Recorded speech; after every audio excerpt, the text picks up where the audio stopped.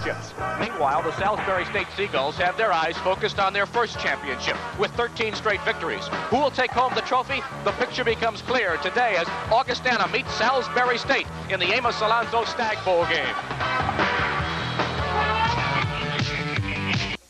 Brought to you by First National Bank of the Quad Cities, Bob Erickson Chevy Center in Milan, Hardee's, a little closer to home, your Quad Cities area John Deere consumer products dealers, Gerleman Chiropractic Clinics, and your local Toyota dealerships.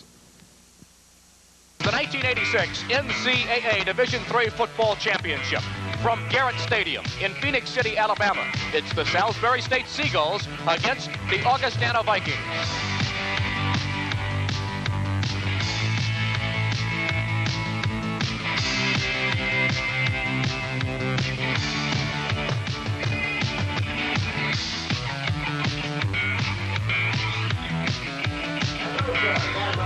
Live from Garrett Stadium in Phoenix City, Alabama, it's the 1986 NCAA Division III Championship game. Today, the Augustana Vikings take on the Seagulls of Salisbury State. And a very pleasant good afternoon, everybody. I'm Mick Hubert, and I'll be calling the play-by-play. And working with me is a former member of the Colts and Packers, now the head football coach at his alma mater, Georgia Tech, Bill Curry. Bill, it's a pleasure to share the microphone with you. And I think you, best as anyone, could probably describe the feeling these youngsters have in playing this game. Well, just being around them is so contagious. Both coaches are fantastic, and the programs are absolutely awesome in terms of their record. And what you have to realize is that whether it's the Orange Bowl or the Super Bowl or this game, when you get to the big game at your level, it's the biggest game of your life. And these young men will remember this for as long as they live, and I'm excited for them. And the emotion that comes out of me is that I want to play, but I don't think they'll let me do that today. Let's take a look, Bill, in at the Salisbury State Seagull team. They're a potent offensive group, averaging 34 points a ball game, second in the NCAA in rushing, an outstanding rusher for Salisbury State. And they're coming out of the field, and they've got a great runner, Mike Copa. Mike Copa is really a Division I type player, and you wonder how these guys get away. He's a great player. He's got over 600 yards, over 620 yards in the last 3 games, so he already has set the all-time record for Division III playoffs. It's a very good Salisbury State defense as well. They say they like to bend but not break. Their fine player is the defensive end, Tom Chris. Yeah, Tom just came out with his bandana under his headgear, and I like defensive players that wear bandanas. He's the bell cow, what we call in the South the main man, and he's the guy that makes the big plays, and he'll be tested today, but I'm sure he's ready. As for the Augustana Vikings, they have a potent offense as well, averaging 34 points per ball game, a fine running group led by Brad Price. Brad Price is one of those people that folks think is little. He's not very tall, but what you got to do is check out the girth and the fact that he has massive leg and chest development. So he's a big man on a short frame, and he runs very, very fast. And he's got over 3,000 career rushing yards at Augustana as well, second on their all-time rushing list. As for the Augustana defense, well, it leads the nation in scoring defense, just under a touchdown per game. 0.7 yards per carry is what they allow the opposition. I know you're impressed with that stat, and you're also impressed, Bill, with Lynn Thompson. Lynn Thompson is a big part of the reason that they give up 20 yards a game rushing. Now, try to imagine that, all you coaches sitting out there. You give up 20 a game rushing. Lynn is an academic All-American. He's only started, this is his 50th consecutive start, and I'll bet you nobody else has ever started that many because we don't play that many games at the other levels. So he's got to be a record holder in a lot of dimensions. 2 fine coaches in this football game. Salisbury State coached by Mike McGlinchey, age 41. He's got an outstanding winning percent of 80%, and he's happy to be in this championship game. Well, it's so exciting to, when you start off at the beginning of the year, you don't think, well, we got to just win 13 games so we can make it to the national championship. You have to really take it one day at a time, one practice at a time. But it's so exciting when you do start to string those victories together and then start to think about it toward the end of the year. It's just a great excitement and anticipation, and certainly we had some really classic battles these last few weeks, and just by pulling those things out and doing well, we are just so excited about being up here and having a chance to be national champions. 54-year-old Bob Reed is the head coach at Augustana, 3-time National Coach of the Year. His .904 winning mark, simply the best ever in NCAA history, and he feels no pressure at all in this title game. Well, no, we don't feel the pressures on Augustana College, since that I guess Augustana's already done more than any other team by winning 3 consecutive national championships. But the fact remains, though, we're as excited about this one as we were the first. Today's weather here in Phoenix City, Alabama, it's beautiful. Mostly sunny, 50 degrees. Wind will be a factor in this game, a tad on the cool side, but the playing field is in excellent playing condition for today's Amos Alonzo Stagg Bowl game between the Salisbury State Seagulls and the Augustana Vikings. And we'll return for the kickoff in just a moment. Mick Hubert along with Bill Curry back live at Garrett Stadium in Phoenix City, Alabama, where the captains from the Augustana Vikings and the Salisbury State Seagulls are down on the field. We've just had the toss of the coin, and we're just moments away from the opening kickoff to the 1986 NCAA Championship.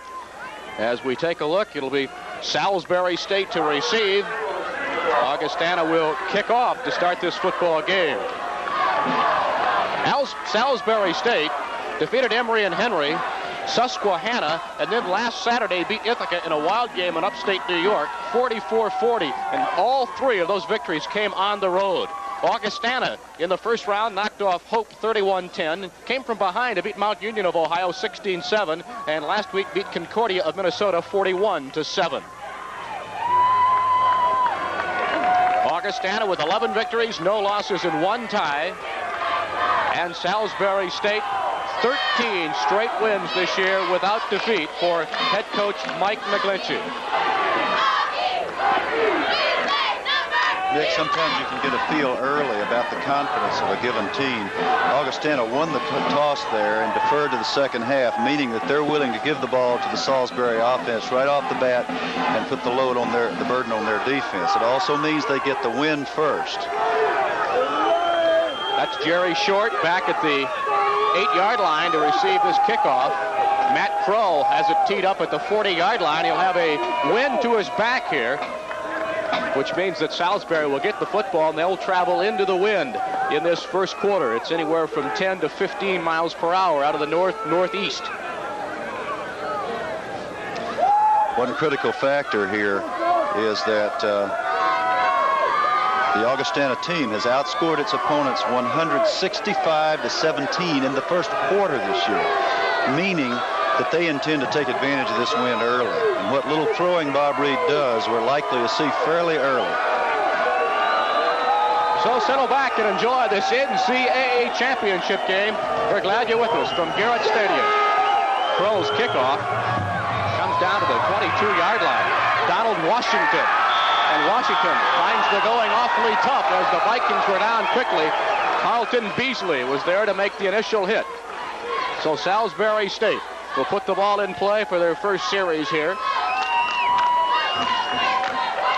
Fans from both Salisbury, Maryland and Rock Island, Illinois here for this game. Kevin White's the quarterback. Mike Copa, the outstanding running back. Rob and Washington are there. Chris Holston's the outstanding wide receiver. Number 11 is Kevin White.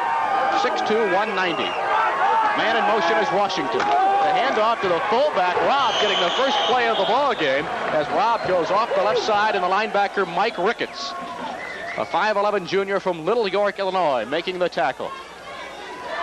Up front for Salisbury State, a big man in the middle, Charles Christian, the center. Jeff Cranford's a fine right guard. It was a gain of 3, so it's 2nd down and 7 for the Seagulls. White completes 55% of his passes. Copa in motion. White on the rollout. And he keeps the ball to the 34-yard line. And again, it's Mike Ricketts with the tackle. Nick, you sounded a little surprised on the first play when that fullback got the ball, because you know how infrequently we see that out of the Salisbury State offense, which means these coaches like to break their tendencies early. Ricketts and Lovedahl, the linebackers. They've got a great secondary. Troy Westerman has 12 career interceptions. He's the captain of the defense. Big 3rd down play. Copa gets the call, breaks the tackle, still on his feet. Great second effort, Bill. That was a great run, and that's the way great backs are supposed to play. We said this guy had exceptional talent. He was hit at the line of scrimmage. He spun off. He was hit again short of the first down yardage. Spun yet again, and with that great leg drive, almost broke the thing down the sideline. Bob Reed looking on as his defense was unable to stop Copa. Not many people have stopped Copa. He averages over 7.5 yards per carry. And Salisbury has its initial first down of the game. White on the rollout. He's got his tight end, Duncan McLean. Mike Gray there to make the Augustana tackle. McLean caught only 15 passes all year. We're seeing early Salisbury's game plan is to use a variety of runners and receivers. They're not going to just let you know that Copa's going to have the ball every play, even though he is their top player. It was a gain of 7, so it's 2nd and 3 for White, a junior from Salisbury. Copa in motion now. Into Augustana territory. Copa picks up about 4, where Lynn Thompson, the All-American defensive tackle, made the stop for the Vikings. That's a second first down in a row, so it's a good start to this game for Salisbury.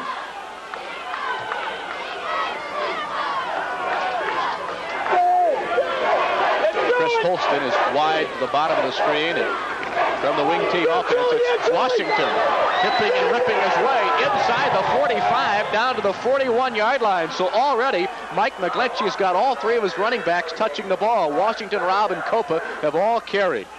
Plus the dump pass to the tight end.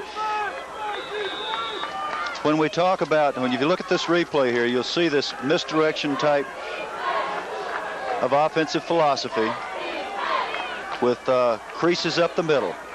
On 2nd and 2, White rolling to the near side, tried to hit the crossing pattern. It was intended for the fine receiver, Chris Holston. Troy Westerman was covering defensively. Holston leads the team with 58 catches this year. As I mentioned, White completes 56% of his aerials. Now it brings up another 3rd and 2 for Salisbury State.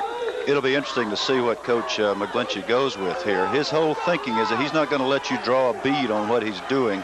And as we've observed, he's really mixed it up already. That's big Charles Christian over the ball. 5'10", 250, the center. White handing the ball off. Now the fullback. Salisbury State picks up another first down. Mark Lovedahl made the tackle on Robb, who had carried only 31 times coming into the game. Well, you remember when we sat there with Mike McGlinchey yesterday, Mick, and he said, we're going to do something a little different this week, and we speculated all afternoon about what it would be, and I think we may be seeing it, that he's going to use that fullback and make them play some defense up the pipe there. So it's 1st and 10 at the 33. There's a handoff to Copa.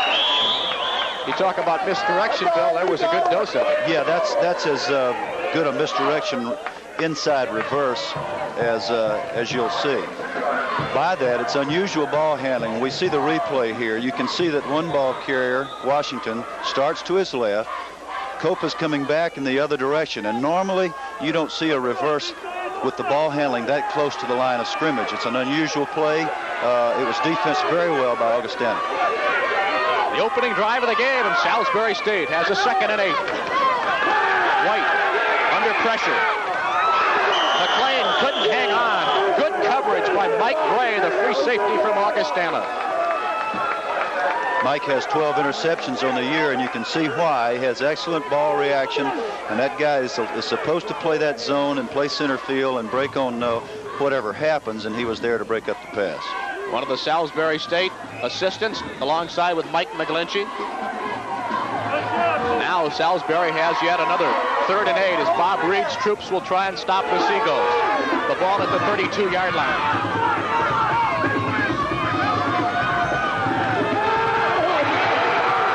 Big running room up the middle, and Robb loses the ball. Augustana was recovered as Mike Gray, the free safety, picks up the loose ball after Robb had a first down. So we've seen our first turnover of the game. All right, another very unusual ball handling draw play by Salisbury, and that was a fumble. It was a good call. The ball came out before the ball carrier hit the ground, but the ball handling is what's interesting. The quarterback goes beyond the fullback and hands it from behind, which confuses linebackers. So there's a timeout on the field, still scoreless here in the Stagg Bowl game. Have the football at their own 17-yard line following the Salisbury State fumble. Greg Wallace, the quarterback. They run the ball straight ahead, pick up a couple of yards. Let's take a look at the Augustana backfield and wide receivers. Wallace, the quarterback. Price, the outstanding running back. Eric Bergwald starting as the fullback. Guerreri, the wingback. And Welgad is their receiver. Phil Haas up front on the left tackle. John Bothy's never missed a game as the starting center. Tom Kula, the tight end. It was a 3-yard gain, so now it's 2nd down and 7 for the Vikings. They have the ball at their own 20-yard line. You get a good look at Greg Wallace, the quarterback. In motion goes Frakes. There's the handoff to the wingback. Frakes. And he picks up about 4 as Walter Hughes, the right corner, made the play. Bob Guerreri, the starting wingback, and Dennis Frakes, the alternating wingback. Salisbury State led up front by the defensive end, Tom Kress. Rawlings and Snyder, McGlinchey says, a pair of fine linebackers. Bogger, Stevenson, Hughes, and Wagner comprise the deep backs for Salisbury State. The Augustana cheerleaders, they've been here before. Augustana in its 5th straight championship game, their 6th straight playoff appearance. It's 3rd and 1. There's the wingback. Guerreri's got a first down as he leaps across the 30-yard line. Walter Hughes making the tackle on Bob Guerreri. Guerreri with 542 yards this year. They alternate their plays from the wingback position. Yeah, Frakes comes back in the game here, Mick, and one of his coaches, Coach Youngblood, asked him the other night what he was doing, and he said he'd been working on a computer program here in Phoenix City. 1st and 10, 31-yard line. Price bouncing off a tackle. Good open field running to the 43-yard line. He picks up 12. Keith Rawlings, the linebacker, made the tackle on Price. Price has been at his best in the playoffs. There's nothing fancy about what Augustana's doing. Not much misdirection, just basically wishbone-type blocking, which means man-on-man or down blocking. So the Vikings have a first down as they approach midfield, their own 43-yard line. That's the fullback, Bergwald. Stacked up after a 3-yard gain, and there's another loose ball, and they've exchanged fumbles here. So each team fumbling on its opening series. Chris Snyder was the man that recovered the football for Salisbury State. There's a timeout on the field with the score. The Augustana Vikings nothing and the Salisbury State Seagulls nothing. We'll return to Phoenix City in just a moment. So watch this closely. You see this ball is pulled out as the fullback is twisting and turning for additional yardage, and that's a good defensive play. And what we're seeing here is 2 opportunistic defenses that are just fighting to hang on against these outstanding offenses. 8:52 remaining in the first quarter. We're scoreless here at the Stagg Bowl. Salisbury State has the ball for the 2nd time in Augustana territory. That's Rob spinning his way to the 45. Dennis Gewig. Like that John Hittermeister making the tackle.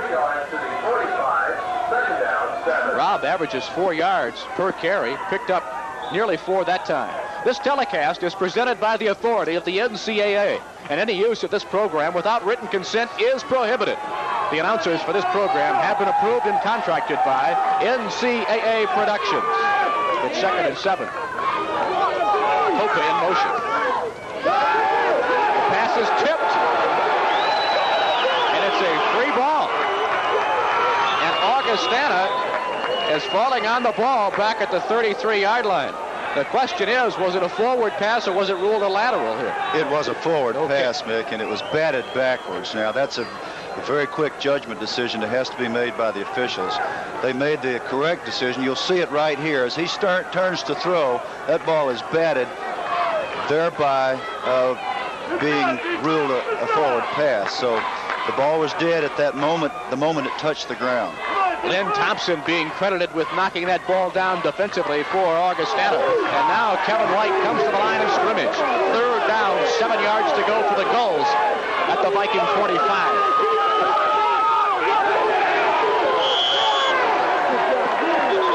Left side of the Salisbury line, Duncan McLean was across the scrimmage line.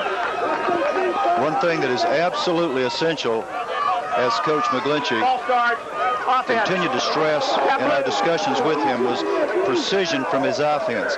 if you're not moving, if you're not in motion from the legal standpoint, and someone moves like that, that's a tight end or a wide receiver, then he can get back. If you're moving, though, you can't allow that sort of thing, and that's going to cost him 5. And it's 3rd down and 12 now. That's Troy Westerman, number 6. You look over his shoulder there. Cope in motion. White on the rollout.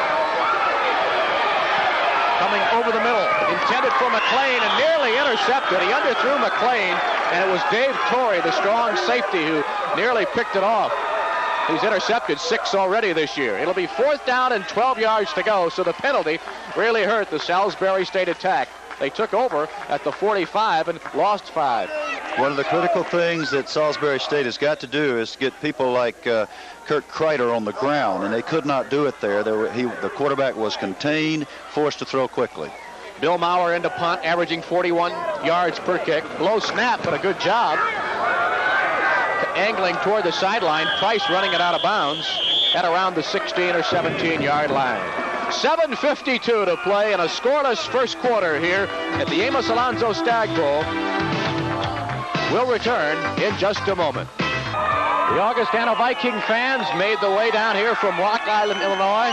Augustana College, one of the Quad Cities. Bettendorf, Iowa, Davenport, Iowa, Rock Island, and Moline, Illinois.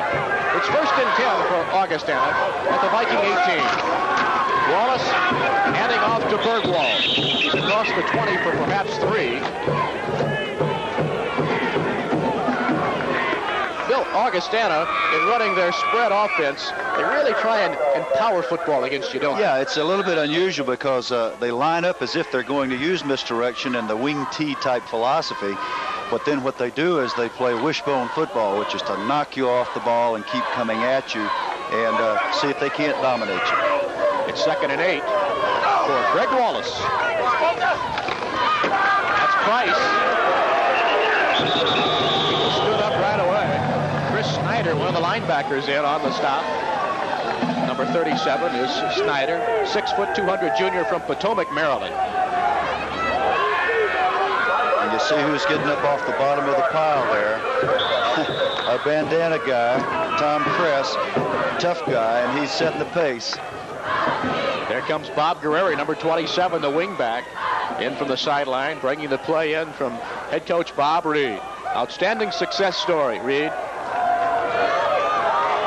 3rd down, 6 yards to go for the Vikings, their own 22. Wallace with a quick header over the middle to Welgat. Into Salisbury State territory as Welgat makes his 18th catch of the season. Good for 30 yards and an Augustana 1st down. Here we are on the replay, and you can see that they fake the quick dive, which they have run repeatedly. Go back the other way as the linebackers react, and that's the beauty of this kind of offensive thinking. And we're going to get to see it one more time. Well, we're going to resume play here, but nevertheless, that's the kind of deception that works off a power offense. 1st and 10 at the 47. Another pass attempt from Wallace. He's got Tom Kula at the 35-yard line, the tight end. John Bogger, the strong safety, made the play. Kula catching only his 6th catch of the year. All right, we didn't get to see the replay of the previous play, but this was more of the same. An offense that just hammers you, and then makes you think that's going to continue. Then you come back with a little misdirection, 2 plays in a row, and both of them, of course, were effective. Augustana making great use of the wind to its back here in the first quarter. That play doesn't work much as Guerreri is hit instantly, stood up by a whole host of Seagulls, led by defensive tackle Chris Eberhardt and middle guard Marty Higgins. Eberhardt is 77 there. 5 minutes, 30 seconds to play in the first quarter. Salisbury State nothing, Augustana nothing. And the Amos Alonzo Stagg Bowl game from Garrett Stadium here in Phoenix City, Alabama. It'll be 2nd down and 9 for the Vikings, 3-time defending national champions.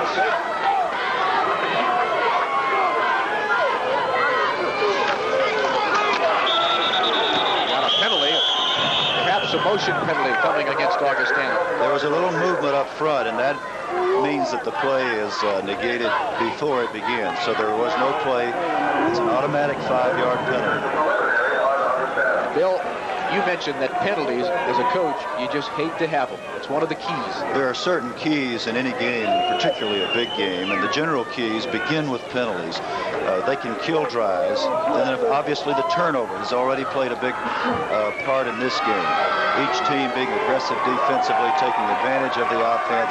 The other is lost yardage plays. There has been very little of that in this game, but now we've seen a lost yardage play followed by a penalty, and now we're back to second down and a long way, second and 14, and it'll be tough to make a first down against this defense, and they'll have to come back probably by throwing the football to do it.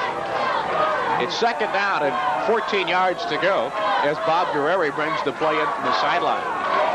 The Vikings have the ball at the Salisbury 36.5-yard line. Wallace, a junior from Belvedere, Illinois, quarterbacking Augustana.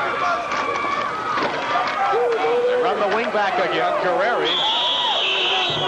And Guerreri getting inside the 35. John Bogger, the strong safety, made the play. Guerreri at 5'6", 170, a senior. All the running backs, small in stature, big on heart. Big on heart and also big legs and muscles. You see, a back who is not very tall, very often regarded as a small player, as we mentioned about Price a while ago. Those aren't small people. They just aren't very tall. It's 3rd and 9 for the Vikings from the 31. Wallace scrambling underneath with a nice pass to Welgat. And Welgat is able to get inside to around the 28. They made a play that might have lost 10 yards into perhaps a 2 or 3 yard gain as Welgat was kind of coming underneath there to help out on Wallace. Yeah, Welgat sees that Wallace is in trouble here. This is a play action, as you can see. Protection broke down. Very good pressure by Salisbury. Welgat comes back and turns it into a slight gain. Bill, here it is, 4th and 7. And the Vikings are going to go for it. We talked about that earlier. They're not big on 3 points. They like those touchdowns. So it's 4th and 7. A wide receiver split far to the left from the 29. Welgat looking to the sideline, and he overthrows Eric Welgat, his intended receiver, and so the Vikings turn it over on downs with 3:24 to play in the first quarter. Salisbury State will get the ball back. There's timeout with the score. The Seagulls nothing, and the Vikings nothing. Salisbury State will have the football. A scoreless game to this point with 3:24 to play in our first quarter. That's Kevin White, the Salisbury State quarterback. Block on the fullback, and Cooper turns it upfield after Rob through the initial block. Cooper gets out to around the 38-yard line. Vic, just so that the viewers can understand the significance of the score here, bear in mind that the score over the year has been 165-17 in the first quarter for Augustana. The score right now is 0-0, and the longer Salisbury State can keep it that way, the better chance they have of winning. Copa with 5 straight games of over 100 yards rushing. Gets the call again. Hurdling a tackler. Getting to the 44-yard line. Lynn Thompson, the defensive tackle, in on the stop against Copa. Copa's 5'10", weighs 190. He's a junior from Silver Springs, Maryland. It'll be 2nd down and 6 yards to go for Salisbury State. 2nd in the nation in rushing with 304 yards a game. Copa in motion now, lines up as a setback on the left. White rolling left, overthrowing Chris Holston, his intended receiver. The Vikings are well aware, Bill, of Holston with 58 catches. They've been on him pretty closely. They're playing some man coverage as we talk with Bob, and you see that Bob's record there is not too shabby. His whole theory on defense is he's coming after you. He's going to penetrate. He's going to rush you. If you're going to throw the ball, you're going to take a shot. And their whole pass defense theory is pressure. And, of course, it's been working here. And their coverage defensively, you mentioned, is a pressure defense, and it's really just the opposite for Salisbury State. They both line up in a 50, a 5-2, but they play it differently. Well, actually, Salisbury State lines up in a 50 less frequently than Augustana. They'll look even, more of an even front, meaning that they cover the guards, and it looks more like a 4-3 type alignment. It's very similar to the 50, but they're going to line up off the ball. and they're going to read the blockers. They're going to tell their linebackers, be patient, stay at home, don't run out of there and let them crease us for big gains. Augustana is just the opposite. They line up in a 50 more often, and they're coming after you. They're going to penetrate. They're going to get up the pipe, as evidenced by Kevin White's statistics. He's 1 out of 6 with 7 yards in the passing game. And he's a guy that's been completing 56% of his passes. And White was 21 of 35 last week for 243 yards in a victory over Ithaca. It's 3rd and 6. Floated on White a little bit as he tried to throw it over the middle for Copa downfield. Now it is 4th and 6. As Salisbury State will bring in its punter, Bill Maurer.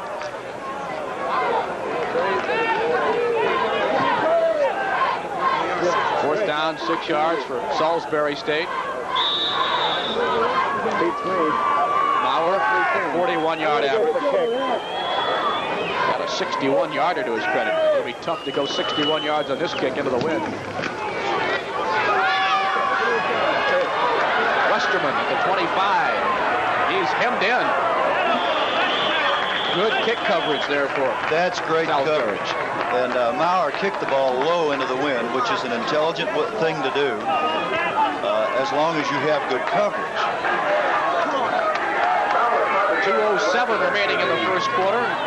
There's been some offense, but pretty much the defense has been able to win without breaking a scoreless game to this point.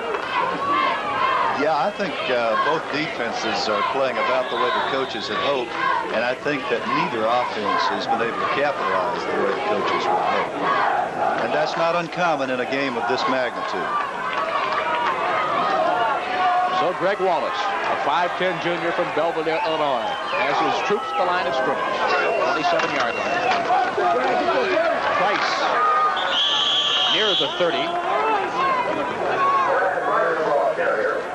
Salisbury was able to cover. Tom Press, the defensive end, the #1 tackler on the Seagull team with 143 tackles coming into this game. And it's very unusual for a defensive end to be the leading tackler on a team. He's just an outstanding player, but I'll tell you, there's some serious hitting going on all across that front. 2nd and 7 for Augustana.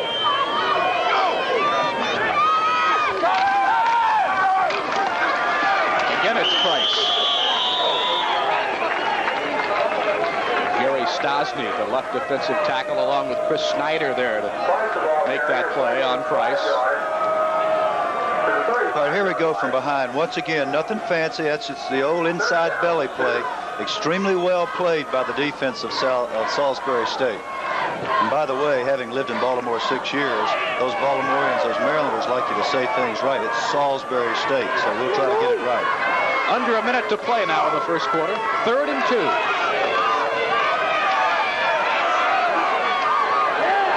Guerreri, big running inside the 50, inside the 45. On a 3rd and 2, Augustana gets perhaps its biggest offensive gain of this day on the rush by Guerreri. This is the good option play with the fake to the inside. Excellent execution by the quarterback, who takes it to the corner, then pitches it to Guerreri, who takes it down the sideline. Guerreri has gained 1,500-plus yards in his career. He's 10th on the all-time Augustana rushing list. He's out of the game now as Frakes is back in at wingback. 1st and 10 Vikings at the goal 43. That's Frakes. Frakes has never started a game at Augustana and yet has rushed for nearly 1,100 yards. Chris Snyder made the tackle there for Salisbury. Another thing we're seeing here is excellent faking by Wallace. That time he completely fooled me, which is not too hard to do. But the second guy through had the ball, and they came up with a nice gain. It's something that looked like no gain. But the fact that it's nothing to nothing right now is significant in favor of Salisbury State. And that is the end of the first quarter this afternoon with the score. Augustana nothing, Salisbury nothing. We'll be back after this message. This is an NCAA Productions telecast. Augustana Vikings and the Salisbury State Seagulls here this afternoon in a scoreless first quarter. A lot of excitement, a lot of enthusiasm for these students from their respective institutions. Glad to be here in Phoenix City, Alabama. 2nd and 4 for Augustana. The wingback, Guerreri. Walter Hughes made the stop. Interesting in the first quarter is the Augustana Vikings have 49 passing yards. Well, we talked about the fact that they took the win and were willing to give up the ball in anticipation of maybe throwing the ball a little bit. And that's exactly what they did. Salisbury had 70 yards rushing, and that's pretty good for a team. Augustana allowing only 20 for the year. They're not averaging 0.7 yards a carry, and that's why they're in this championship. Look at the triceps on this fella. I wish we could get his number.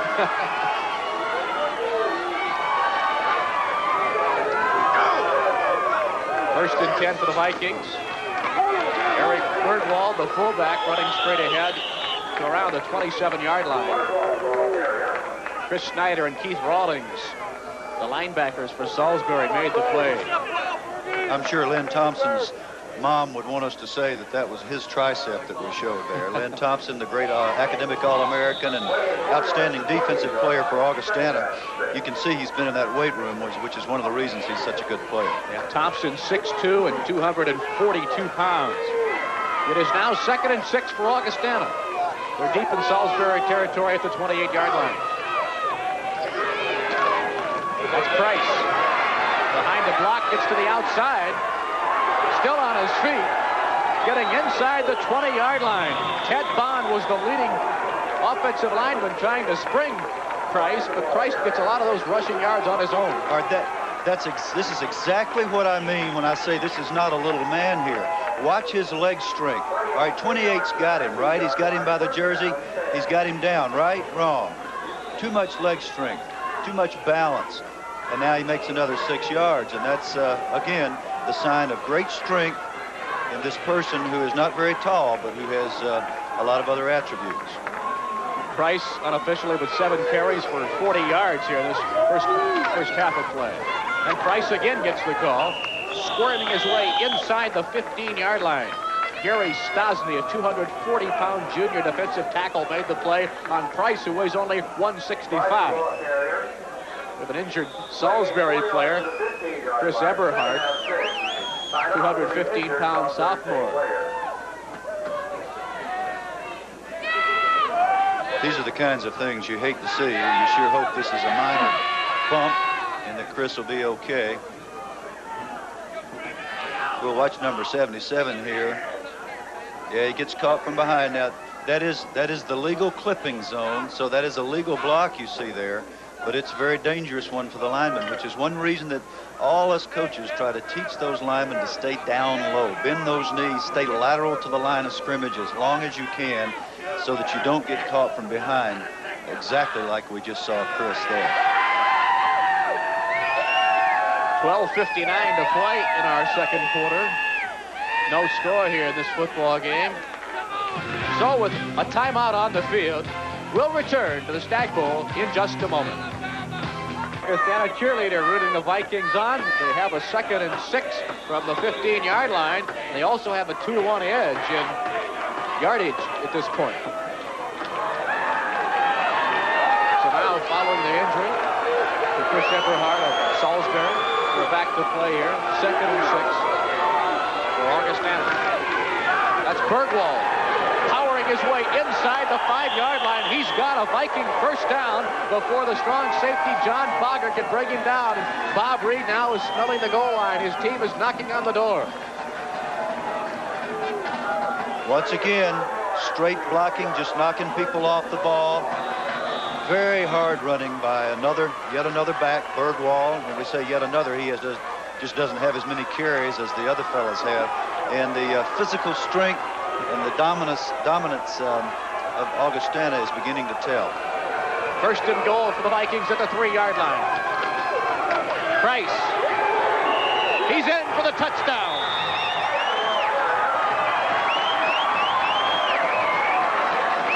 Price scoring the 15th rushing touchdown of the season, his 32nd career touchdown. He's second on the all-time Augustana scoring list, and he's given the Vikings a 6-0 lead. All right, here we are. They're in the wishbone. We missed the alignment. They're lined up in a normal wishbone inverted T offense and simply ran the inside belly as Bob Reed told us he would do, and they took it in the end zone. Mark Langston will hold. Matt Crow will kick. He's hit 50 of 52. Splits the uprights. And with 12 minutes, 14 seconds to play in the second quarter, there's timeout from Garrett Stadium, the Amos Alonzo Stagg Bowl game, with the score, Augustana 7, Salisbury State nothing. Augustana has taken a 7-0 lead over Salisbury State. A drive all coaches love to see. It was 10 plays, 73 yards, took nearly 4.5 minutes off the clock, and Price scored the touchdown. It was a Bob Reed drive. Just plain old hammer, knock them off the ball football, and if they can continue that, it's going to be a tough day for Salisbury. Important for Salisbury to get something going here on offense.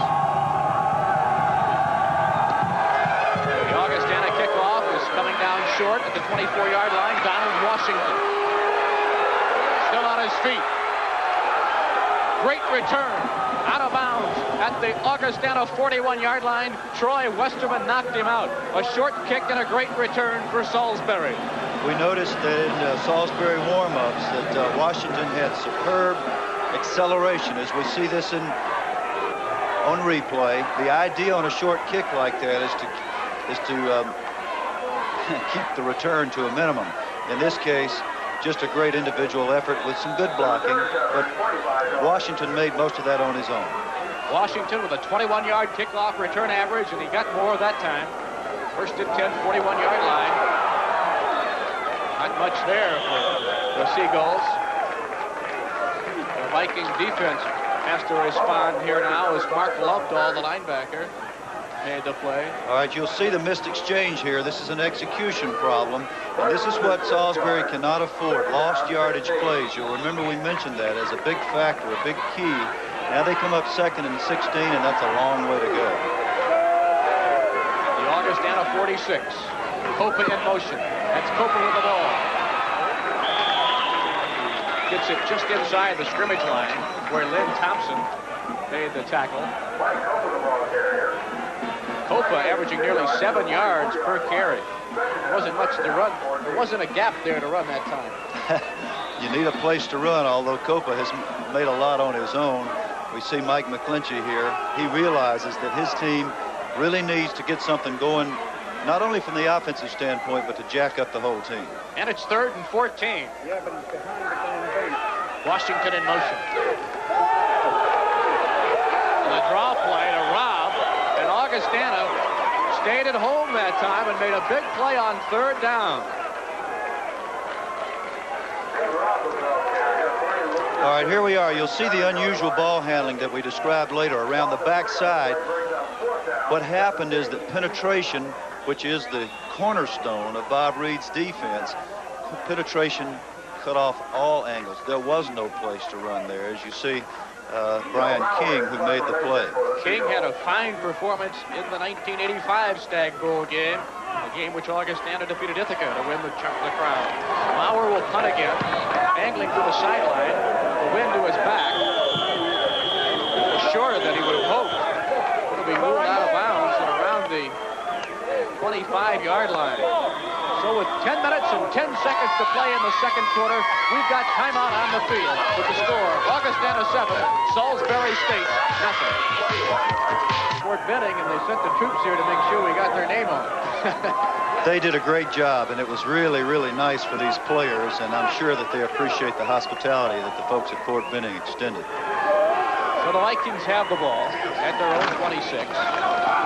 And they keep the ball on the ground. They try and pound it straight ahead against the Salisbury defense to around the 29-yard line. As Guerrero picks up 3. It was Brett Wilhelm, the defensive tackle, a sophomore from White Plains, Maryland. The Division II championship game being played also in the state of Alabama finds North Dakota State leading South Dakota 14-0. North Dakota State #1 in the NCAA Division II poll. 2nd and 6 for the Vikings. Wallace has split backs behind him. Price again, spinning and twisting into the grasp of Chris Snyder to around the 34-yard line.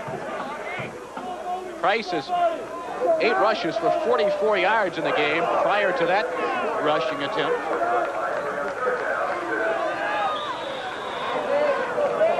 Augustana had a sizable advantage on opposition in the second quarter this year as well.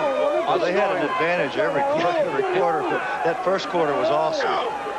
3rd and 2. There's the wingback. He's got a first down at the 40-yard line. Guerrero again gets the call. He's averaging nearly 5 yards per rush.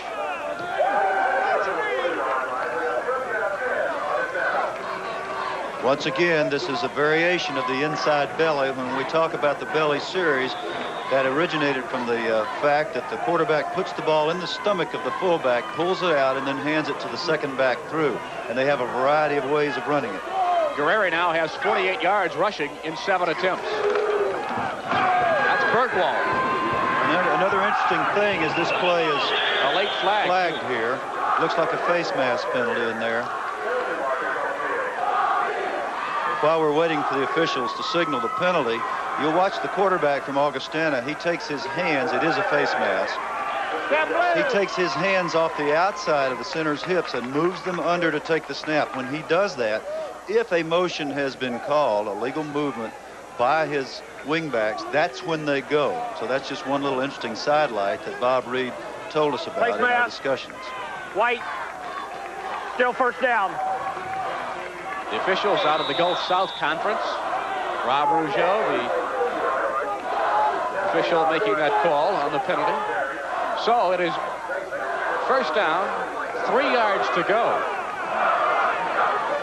On the 47. Ball equidistant between the hash marks. The wingback, Guerrero, into Salisbury territory to the 48-yard line. Lionel Makel and Walter Hughes making the stop for the Gulls. Guerrero's so alert that he realized he had lost his towel. He went back and picked it up. You can tell that these guys have been through this before. This is not their first time to be in a championship game. They're extremely poised.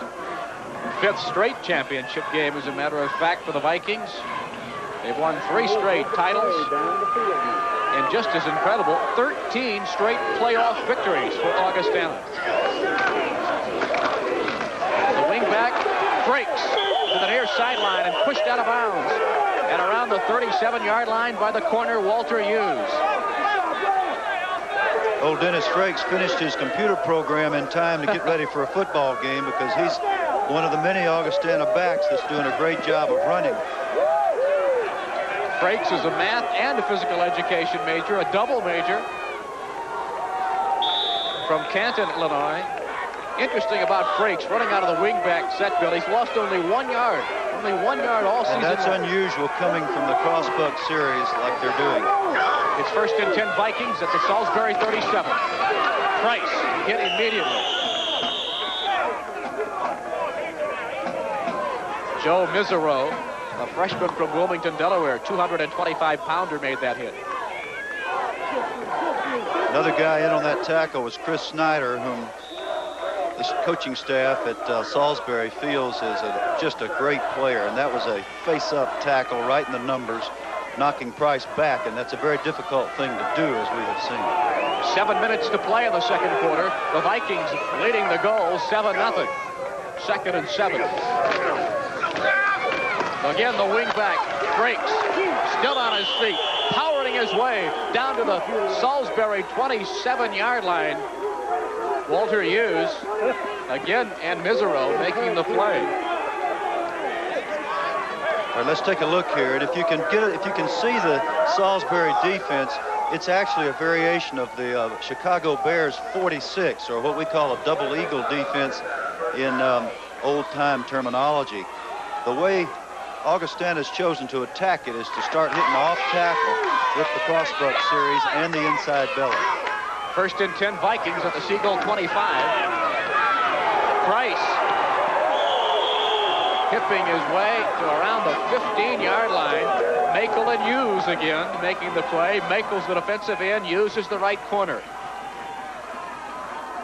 Price is a 3-time Division III track All-American with great speed. And he's got Augustana down to the Salisbury 15-yard line. They're going to bring the chains out for a measurement. We had a scoreless first quarter, but Augustana went 73 yards in 10 plays on the only scoring drive of this game. Price scoring a 3-yard run for a 7-0 Augustana lead. And now they're down to the Salisbury 15, and they're just a few inches short, as you see. It's going to be second down and inches to go. Greg Wallace, the Augustana quarterback, all-conference baseball outfielder, a pre-law and PE major.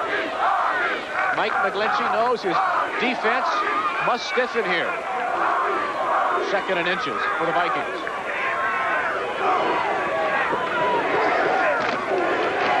Bergwald's got the first down to the 11-yard line. Lionel Makel made the stop. Makel, a senior from Galesville, Maryland. Augustana with a sizable edge in first downs. This is what Augustana does to win 49 games without a loss. They just continue to hammer and wear down the opposition.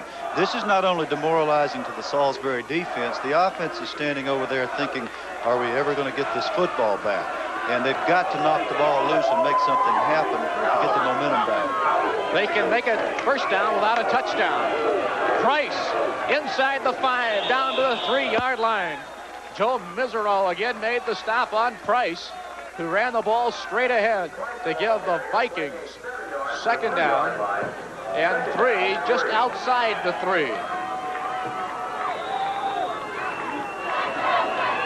Price had 261 yards rushing versus Hope, and he's got 68 already in this first half, averaging nearly 6 yards per carry. That's Bergwald. He waltzed in for the touchdown. A huge gaping hole on the left side of the Augustana line springs Bergwald for his 3rd touchdown of the year. It's true the Augustana line did a good job, but you also have to remember that about 10 times in a row this quarterback has put the ball in that fullback's stomach and pulled it out. So the linebackers assume he's going to do the same thing, except this time he puts it in there and leaves it, and the linebackers have overrun.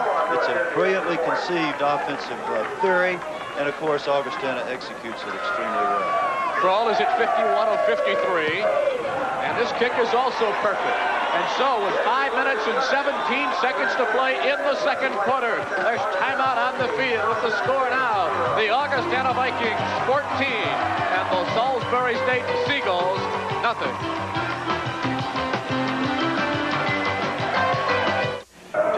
Augustana has taken a 2-touchdown lead over Salisbury, 14-0. 2 long scoring drives for the Vikings. 74-yard drive and 12 plays consumed nearly 5 minutes, and Bergwald got the touchdown. The fullback went in from 3 yards out. 14-0 Augustana. We'll wait the Viking kickoff.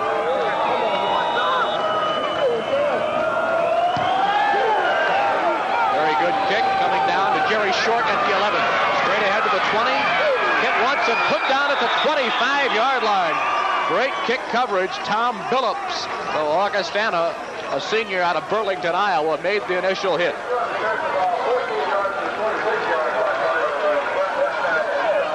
So now, Bill, Salisbury State down 2 touchdowns, and they've got to travel nearly 75 yards. It's key, isn't it, to try and make something happen here in the final 5 minutes to at least build some momentum for the halftime? Ideally, they take this ball and drive it in and get some points on the board, even if they can just get a field goal and go in without giving up any more points and close the gap a little bit. If they don't do that, it's not the end, but it'd be good for them if they could. From the 26-yard line, that's Copa. Breaks 1 tackle, busts through 2, and squirts to the 34-yard line. So many times, this is the way you see things go. They finally get Copa through the line of scrimmage for a nice game, and what do we get? A holding call. And it seems that when things begin to go against you, they snowball. one of the things that young men have to learn in this, without philosophizing too much, is that there's going to be moments of adversity for both teams. You've seen fumbles by both teams today. Augustana keeps hammering. Holding. If Salisbury Offense. can continue and Still fight first back down. from this adversity, then they can get back in this football game. But right now, it's going very much against them. So what would have been an 8-yard run for Copa, nullified, and now it's 1st and 20 for the Gulls at their own 16. They keep it on the ground. The fullback, Rob, was tripped up after a short gain. Lynn Thompson, the All-American defensive tackle. A little bit handiwork on the sideline. It takes a lot of things to make a winning football team. Those guys are the most important people on the field. You can't finish a game without them. They've got to keep that equipment together. Well, it's 2nd down and a long way to go for the Gulls. 19 yards to be precise. White, the quarterback. On the fake, rolling left, throwing deep for the home run. In double coverage, it's picked off by Augustana. The Vikings make the interception. Kevin Camille, his 8th interception this year, the 11th of his career. Camille, a senior. As you say, Camille is a senior. He makes the play here, but the real play was made back there, and what Coach Reed told us about our pass defense is pressure. So the quarterback was not able to deliver the ball on rhythm, and the ball goes up for grabs. So now with 4:17 to play 2nd quarter, the Vikings have the ball near midfield. The wingback, Guerrero, in the Salisbury territory to the goal 47.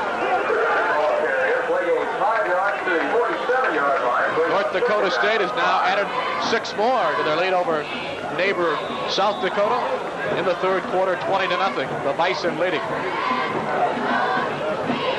Here it's 14-0. Augustana leading Salisbury State. 2nd and 5 for the Vikings. Price gets to the 44. That's a 3-yard gain. It'll bring up 3rd and short. Tom Crest, the defensive end, made the play. So now, Bill, the Vikings will try and use the clock to their advantage here, and maybe they'll go for some score here. They'll just run this clock right down to the nub and hopefully get it in the end zone, which would be fantastic for them. Salisbury, on the other hand, has got to not bend too much more and hopefully knock a ball loose again. 3rd and 3, that's Price. He's got the first down to around the 39-yard line. Price had picked up 74 yards on 13 carries previous to that carry there. It's a first down for Augustana at the Salisbury 41.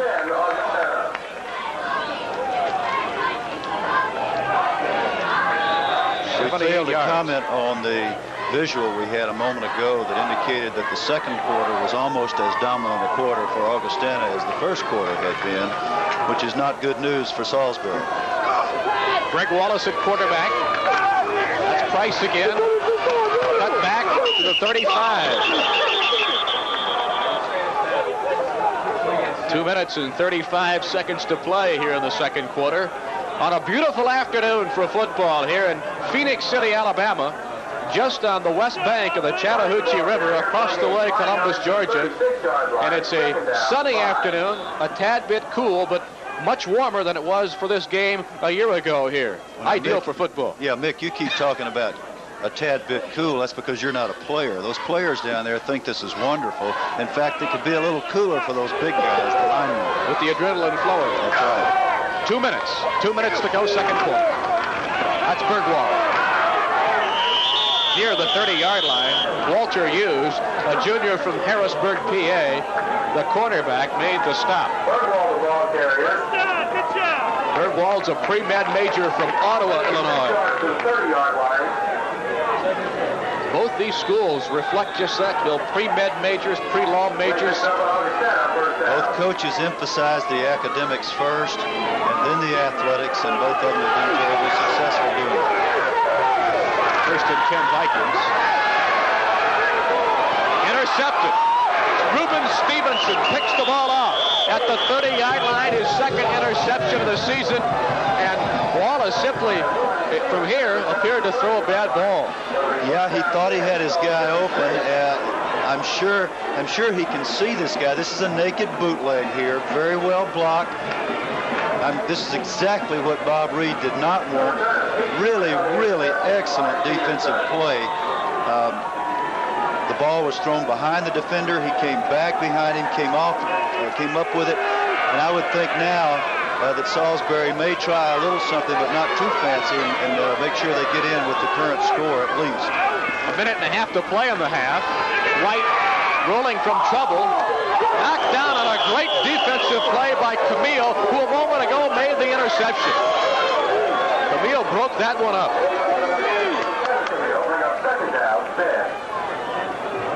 On the replay here, we see a near repeat. Once again, there's pressure on the quarterback. Pretty good throw, but an excellent break on the ball by the defender. The intended receiver was Kevin Roberts, who has 20 catches this year, but Camille with a pass breakup there.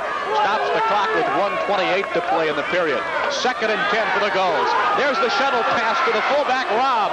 It goes for a big gainer to the 44-yard line. He picked up 14 yards on the quick shuttle up the middle. I'll tell you, my old coach Bobby Dodd from Georgia Tech would love to watch this game because he was one of the originators of the inside belly, which Augustana's running, and here's one of his favorite plays, the shovel pass, which Salisbury just executed to perfection. That's a first down for the Gulls. The Vikings have 14, the Gulls with 5. That's White on the rollout. Great grab made by Robertson. Now they say he can't hang on to the ball. It would have been a marvelous catch as Camille and Torrey were covering on the play for the Vikings. Mike McGlitch is showing why he's won so many games here. I stood here and said how he would probably run the clock out, and he's coming out going for points. He's not going to break his patterns here by being conservative when he's been aggressive all along. 2nd down and 10 for Salisbury at its own 44. Copa in motion.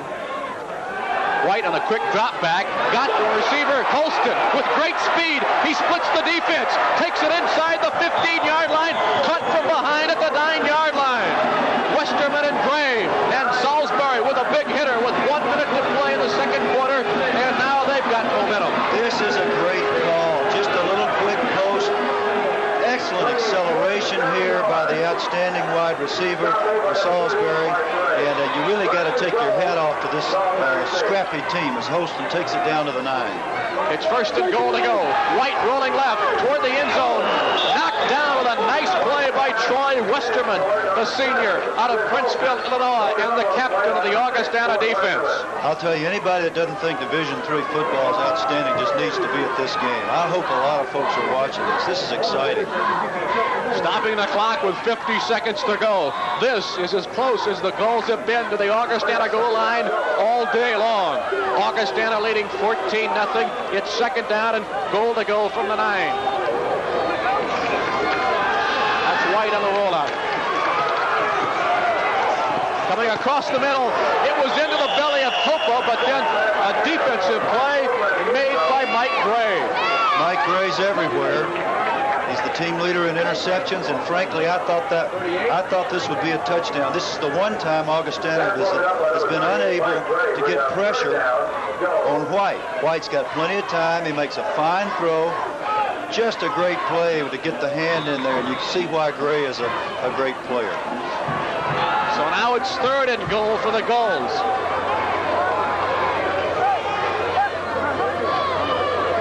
Open in motion. Pressure. Up for grabs, incomplete. Dave Torrey was covering. White severely testing the Augustana secondary, and they've done a good job. The secondary has measured up, but White's been under constant pressure with the exception of the previous play. The one prior to this, he had plenty of time. But here, look at the people in his face. There's 91. He does a great job just to maintain his balance. Above all is in his face. He does throw it up in the end zone. Here's the field goal attempt coming up. Bill Maurer is 8 of 12 in field goals. There's the set down. Bauer's kick is good. And so, Salisbury, with 31 seconds to play in the second quarter, has gotten onto the scoreboard. A field goal from Maurer. And with 31 seconds to play, the Augustana lead has been reduced now. It's the Vikings 14 and the Seagulls 3. So Mike McGlinchey and company did get some points, and that's got to help them a little bit momentum-wise as they'll go to the locker room here in the next 31 seconds. They had been shut out to this point. The key play in this scoring drive was the long pass and run play by Chris Halston. His 91st career catch, by the way, 59 of them coming this year. And Halston's grandparents are watching this game. They're up from Florida, where they're living in retirement. First time they've ever seen their grandson play a game. Well, I can tell you that Salisbury just did a tremendous thing for themselves, not going in down 21-0 or 17-0, as it appeared Augustana was on yet another drive, and Augustana tried the little naked boot. It backfired on them. Salisbury got down the field, got points on the board. It's an entirely different complexion now, even though Augustana has dominated the statistical battle. We've had 3 long scoring drives in this game. 2 for Augustana, 1 now for the Seagulls. It was 70 yards, 8 plays. Quickly, though, just 64 seconds. And the Maurer field goal was distance of 26 yards. Maurer now has it teed up at the 35. His kickoff, a nice one, forcing Price back to the 4-yard line. To the near sideline, 25, lost his footing at about the 23-yard line. The field, for the most part, is in great playing shape. There has been rain here for some of the week, but it is in great playing condition. But that time, Price did lose his footing. Well, I'll tell you, the Phoenix City community has just done a marvelous job of hosting this wonderful event. This field's in tip-top shape. They did a great job with the practice facilities. Everything's been first class for these youngsters, and that's exactly what they deserve. I don't think I would have kicked that ball to old Price. He scares me every time he touches it. So there are 24 seconds to play in the second quarter for the Vikings at the 23-yard line. They're keeping the ball right on the ground, running straight into the heart of the Gulls defense. Gary Stosny and Joe Misero combined to make the tackle. Clock is running down, and perhaps we've seen the final play of the first half here from Garrett Stadium in the Amos Alonzo Stagg Bowl game. 2 outstanding teams. Neither one has lost a game this season. And that is the end of the first half of the Amos Alonzo Stagg Bowl game. The Augustana Vikings and the Salisbury Seagulls head to the locker room at halftime. Our score, Augustana 14 and Salisbury State. Top high school students from all over America come to Augustana to get the best academic preparation for successful careers. And they do succeed. Augustana graduates go on to prestigious medical schools, law schools, and graduate programs. But there's more to education than career preparation. Acquiring an international perspective, finding the best of human values, concern for friends and others. Augustana prepares students for successful and meaningful lives. Augustana College, where academics win. Located in This game is the Augustana Vikings 14, the Salisbury State Seagulls 3.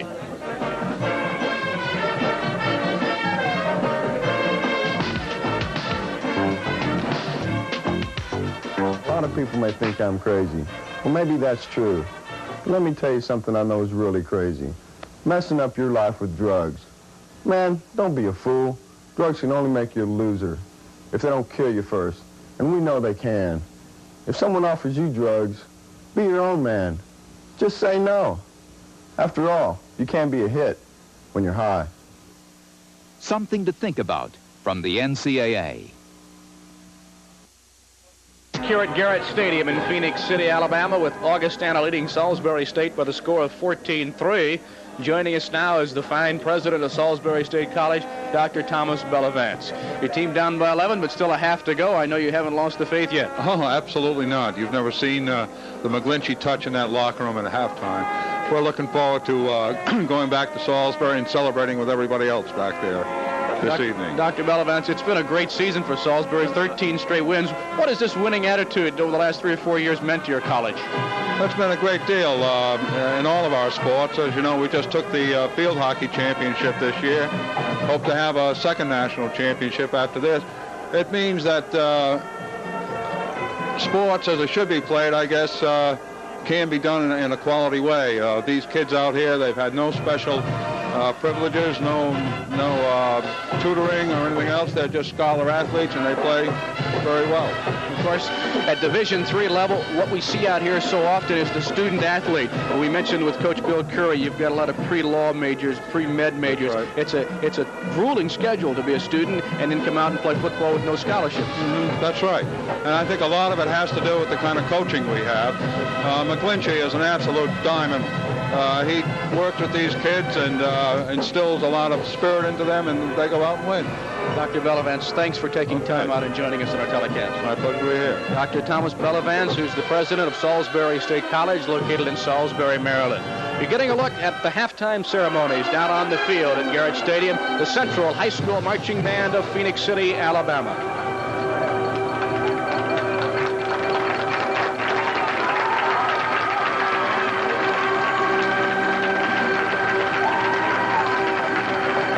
He has, and the school owes him and the kids who play for him a great deal, both because of the record they've achieved and because of the kind of people they are. It seems like it's news when Augustana loses a football game. Everybody expects the Vikings to win week after week.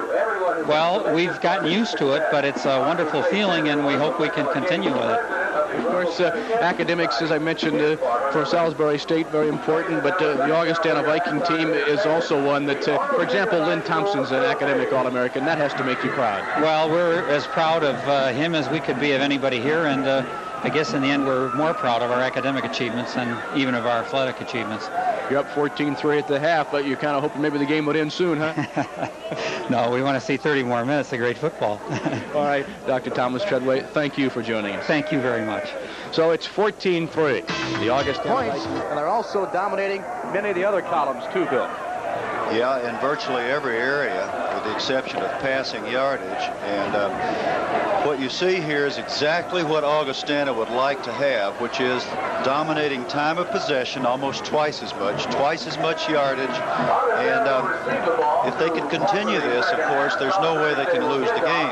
The difference will have to come in turnovers and in Salisbury being able to execute on offense. What they did in their first drive when they drove the ball crisply down the field with a lot of confidence, running their offense, doing their thing, and then I think they got just a little bit out of sync. They came back with the long pass play to Holston to get points on the board. The first order of business will be to kick the ball off to Augustana and get them stopped. Augustana has the ball to begin the third quarter, and one of the most important segments of the game is the first 5 minutes of the third quarter. If we see that Salisbury can maintain the bit of momentum that they regained there toward the end of the first half, then I think we can expect to see a heck of a football game. But if Augustana can take the ball and just ram it down the throat of Salisbury State the way they did on the two long drives, then it'll be very difficult for Salisbury to get back into the game. So this is a big point in the game right here. Bob Reed has a veteran staff at Augustana, but not so for Mike McGlinchey. Take a look at these guys. They're not players. They're not the yell leaders. Those are the assistant coaches. Average age, Bill, just 25 years. Yeah, I think you could call them the yell leaders, but not in the traditional sense. Yes. Many of them are graduate students, and Mike says they simply know our system so well. They play here 4 years, and then they become 23, 24, they're graduate assistants, and they continue to help. And what is true for both schools, Bill, is both coaches say the seniors never make the first-year people feel like freshmen. No, they include them in the family, and you'll find that on every great team and every great program. As we start the second half here, that the people really do believe in each other on both these teams. Augustana will receive the third quarter kickoff. Dennis Frakes at the 10-yard line, angling to the sideline, breaks a tackle, and then is hit at the 26-yard line. Mike Voorhees making that initial hit. We got a late hit here. Somebody piled on, and again, this is going to be field position for Augustana and something that Salisbury could ill afford. So following this penalty, it's going to give the Vikings some good field position. It's a major step off of 15 yards. And I got a dead ball foul, personal foul, first down. And as a coach, Bill, you'd love to start your drive at the 41-yard line. Yeah, and standing on the other side, you'd love to get a hold of that guy that did the late hit for the head coach, because you just can't let those things happen. Very costly penalty in the early going here in the second half. So the Vikings have it at their own 41. Bergwald, power running, gets to the 46-yard line, a pickup of 5 before Keith Rawlings, the number 2 tackler during the season for Salisbury. He had 113 tackles, made the stop. North Dakota State still leading, but South Dakota's on the scoreboard now in the Division II championship game. 20-7, North Dakota State the lead in the fourth quarter. Second down, a long 5 for the Vikings, just across their 45. Wingback in motion, but it's Price. There's a flag on the play. When you see that flag go down and the umpire throws it, that's normally holding or illegal use of hands against the offense. And so where we start the second half with a penalty against Salisbury, now we see a costly penalty against Augustana, which is sort of balances the situation. Holding, offense, second down. 14 minutes and 15 seconds to play in our third quarter. 14-3, the Augustana Vikings leading the Salisbury State Seagulls. Augustana 11-0-1. Mike McGlinchey's Seagulls 13-0. Second and 11. Misdirection play to the wingback. It's Guerreri being stood up. That's a good example of what Mike McGlinchey has his defense do. They kind of play off the ball a little bit, and they just stayed right there, and the wingback ran right to them. That's what he calls patience. And that was a misdirection play, which is not a normal type of thing for Augustana. What Coach Reed was trying to do was to get a long gainer out of it, and instead they got hit right at the line of scrimmage because Salisbury executed Coach McGlinchey's defensive theory. It's third and 15. Normally a passing down. We'll see what Wallace has in store here. Price stopped well short. Wallace averaged only 5 passes per game. So on third and 15, they keep it right on the ground, but the Salisbury defense was there to stop Price. And you understand that these people average 4 punts a game this year, and this is their first one today. Fourth down and 11. The punter, Paul Dunn, 34.8 with a long of 55. He's kicking into the wind of about 10 to 12 miles per hour. Good snap.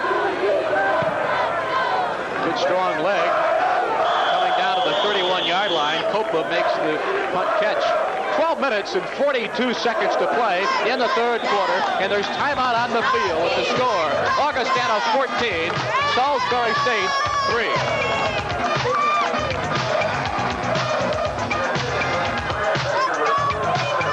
He had a 52-game high school winning streak. The guy is just into streaks. I mean, he just wins and wins and wins. I like to hang around those guys.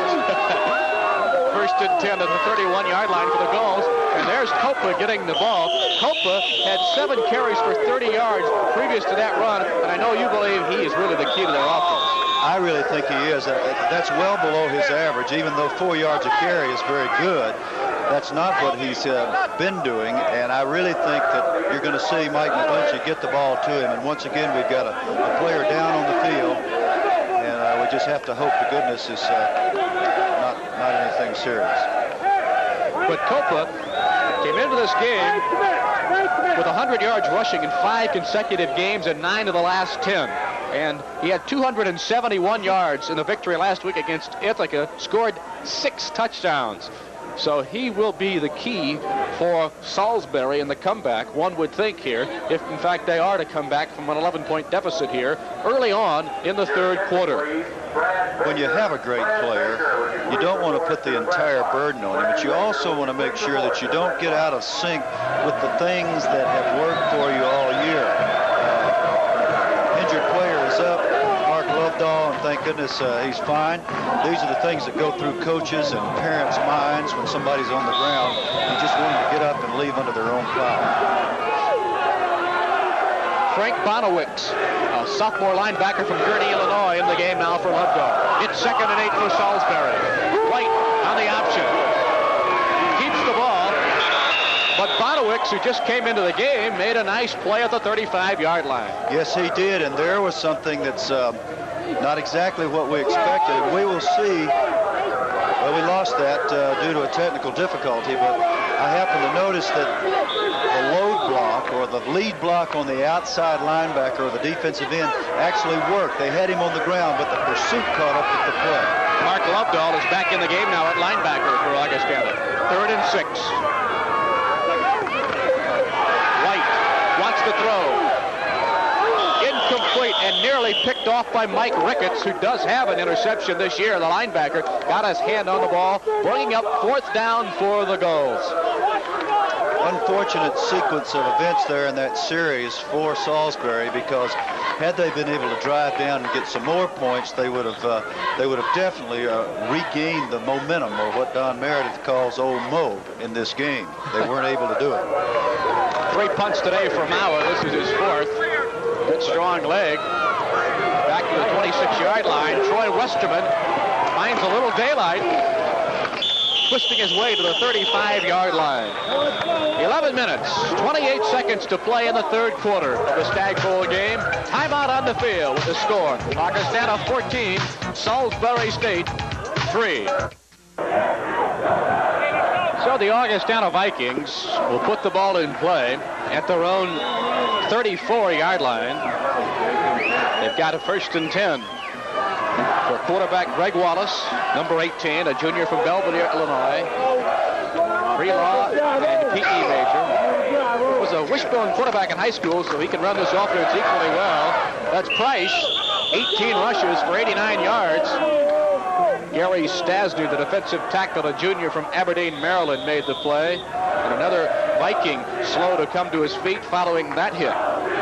Looks like it may be the fine center, John Bothy, a sophomore from Amboy, Illinois. Bothy, 6'3", 242. Bothy has had a very good game, too, playing against that double eagle look. We mentioned that it was sort of an offset nose, similar to what the Chicago Bears have become so famous for, that they call their 46 defense, and now Buddy Ryan's taking it to Philadelphia. A lot of colleges are using it now. We lined up against it at Georgia Tech a number of times this year, and that makes your center really on an island. One of the key ingredients of the defense is that you force the center to block by himself. You don't allow down blocking because you cover both guards as well as the center. And Bothy has had an outstanding day, and we'll have to say, as we've said on the other occasions when there have been injuries, that we just hope that it's minor. Bothy from Amboy, Illinois, played tight end at high school there at Amboy. 2-year starter and business and accounting major. Oh, he's fine. You can't hurt those centers. Those centers are tough. As time wears on here now, we talked about how the advantage in the 1st quarter went to Salisbury because it was scoreless. The longer this game goes along without another score, the advantage goes to Augustana, because you got to remember the last time they lost a game was somewhere back in the dark ages, 1982. The last time they lost a regular season game was October 18th, 1980, my wife's 38th birthday. She's going to hate you for that. Carolyn's going to be real happy with the announcing that. It's 2nd and 7. Price again. Another big hit for Salisbury on Price. But Price is inching his way toward the century mark. A little workhorse for Augustana, and you can see why he's got 1,000 yards in 3 consecutive seasons. I'll tell you what, though, he's inching his way is a good description. Paul Green held him to inches that time with an excellent play. 10 minutes, 20 seconds to play here in the 3rd quarter. It's a scoreless period so far. Augustana leading Salisbury 14-3. A big 3rd down play awaits the Vikings. Look at that extra effort by Price. Appears to have picked up the 1st down. Our defensive coordinator Yeah, the defensive coordinator at Georgia Tech, Don Lindsay, doesn't believe in extra effort or second effort. And actually, what you see here is continuous effort, just plain effort, and great leg strength. And I say again, Greg Price is not a little guy. He's just not very Brad Price. I'll get it right sooner or later. He's just a powerhouse is what he is. And he's hit the century mark in 21 rushes, 100 yards. First and 10 Vikings, the Augustana 46. Birdwald into Salisbury territory around the 49-yard line. They're running off the right side. Of course, into the left side there of the Salisbury defense. And kind of running to the short side of the field. We've gotten some information here that Greg Bothy has had a bad ankle that's bothered him all year, and Augustana actually used 3 centers in last week's game, and looks like they're doing fine with the replacement that came in there for him. It's Tom. It's the wingback getting the ball inside of the 43-yard line. 9 minutes to play here in the third quarter as Guerreri gets the run. Here we come with a brand new play called the inside belly. It's only about the 50th time they've run it today. Tom Billups. Tom Billups is the new center, and they do run that thing to perfection. Billups also plays as the nose guard on the defense. He's on this side of the ball. All those centers are versatile guys, I'll tell you. They can do it all, can't they? You'll never guess the position I play. There's a little bit of a problem here on the exchange. The loose ball at the 46 was recovered by the fullback, Eric Bergwald. I'll tell you, that was not a problem on the exchange. That was a great play by the defense. I hope we got that. Yeah, here it is on the replay. We see penetration by guess who? Old 87. And Augustana was very fortunate that they didn't lose that football. Tom Crist doing what he does so well, penetrating, getting in the backfield, and knocking the football loose. So it's second down and 12 yards to go for Augustana at the Salisbury 46. The wingback in motion, but Welgat is airing it out, going deep down the sideline. Coverage by Rob Wagner against Welgat. Good play defensively, and so it's going to bring up third and 12 as Mike McGlinchey looks on. McGlinchey was the head wrestling coach at Salisbury for 10 years. I'll tell you what I like about Coach Reed's offense here. He's not afraid to go up top and try to get one quickly after he hammers you for about 50 straight plays. And I'm sure a lot of times that works, but that time it was well covered. So now it is third and 12 for Greg Wallace and the Augustana Vikings.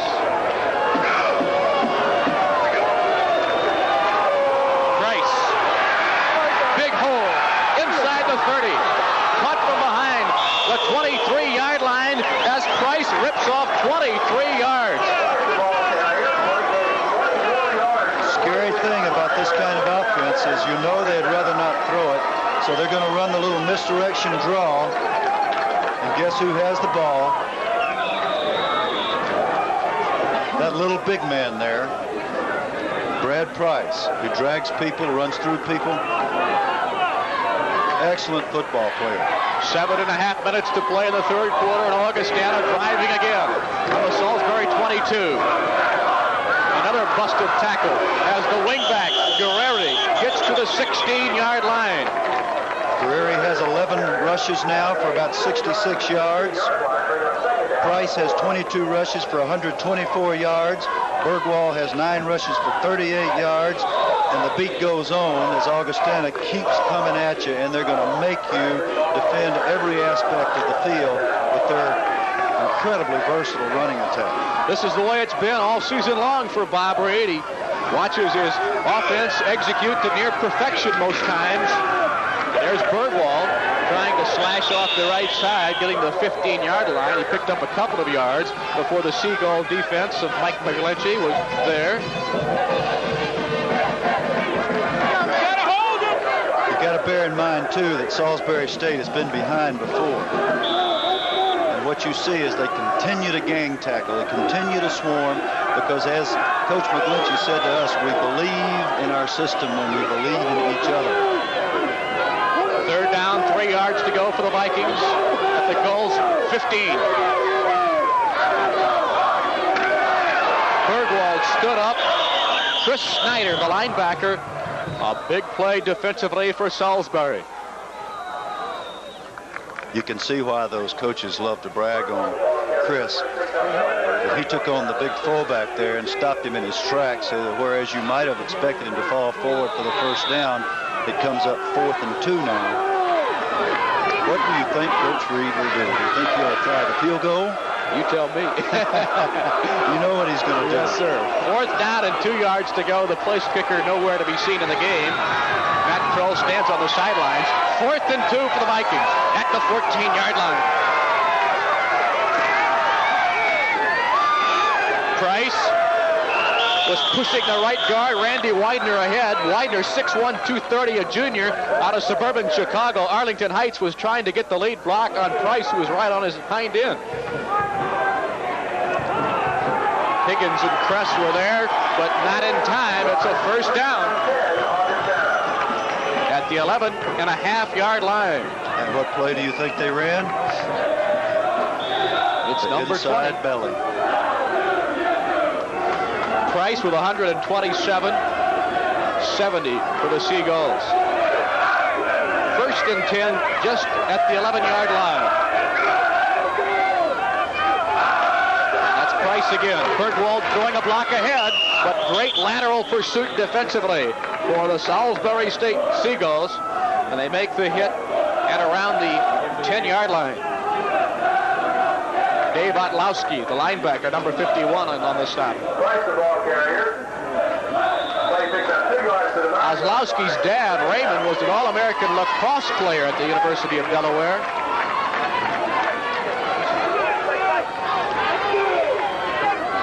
Second down, 8 yards to go at the 9-yard line now. There's the wingback in motion, Frakes. Walter Hughes made the tackle at the 4-yard line. Hughes, the junior from Harrisburg, Pennsylvania, made the stop on Frakes. Frakes with over 1,100 career yards rushing, despite never starting a game. He, too, is a Division III NCAA track All-American in the 400 meters and the 1,600-meter relay. He's got good speed. All right, now it's 3rd down. 3 yards to go for the Vikings at the Gulls' 4-yard line.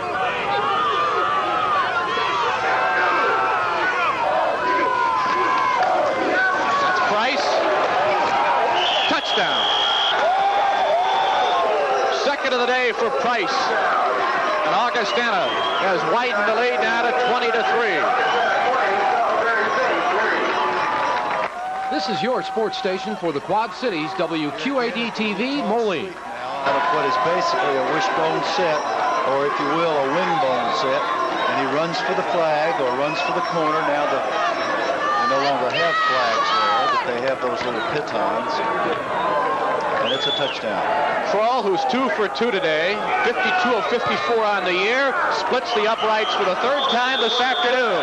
And with 3:39 to play in the 3rd quarter of the Amos Alonzo Stagg Bowl game, there's timeout with the score. Augustana 21, Salisbury State 3.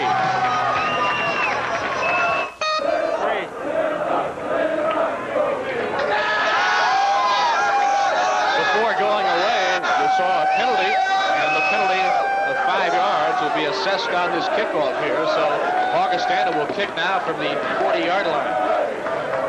That's correct. That's the way the penalty thing is done on extra points and field goals. 65-yard drive for Augustana, which, by the way, is their shortest drive of the game. It took 15 plays, and Bob Reed loves a drive that consumed 8 minutes of time for Price to score his 2nd touchdown of the game. Well, Bob Reed is not the only guy that loves those. And Price now has 25 carries for 133 yards and 2 touchdowns, and he is emerging as the star of this show. Here's the kickoff for Augustana. Donald Washington has the ball at the 21. Can't quite get to the 30-yard line. So with 3:33 remaining in the 3rd quarter, 3's wild on the scoreboard. Salisbury with 3 and Augustana with a 21-3 advantage over the Seagulls.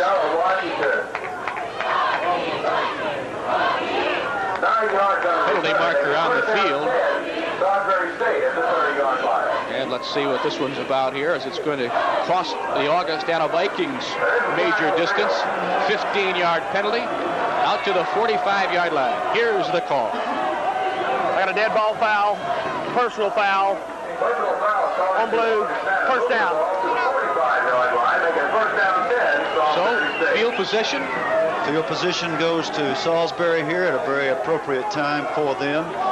I told you there's been some serious hitting all day down there. It looks like it happened a little after the whistle. Washington in motion. Kevin White at quarterback, throwing over the middle to Copa at the 45-yard line, spins his way from a tackler and is brought down at the 29-yard line. 26-yard gain as Copa makes the grab. Lynn Thompson and Mark Lovedahl finally made the stop on Copa. Here comes Salisbury with no huddle. That's the kind of thing they're going to have to do to get back in this game. 29-yard line, first and 10. Copa running behind blockers, gets his way to the 23-yard line. Troy Westerman, the cornerback, came up and made the play along with Carlton Beasley on Mike Copa. Mike Copa is their great player. He has had the ball in his hand only 9 times today. 10 including the one pass reception. And what Coach McGlinchey is obviously doing is that he's going to get it to his guy that can get it going.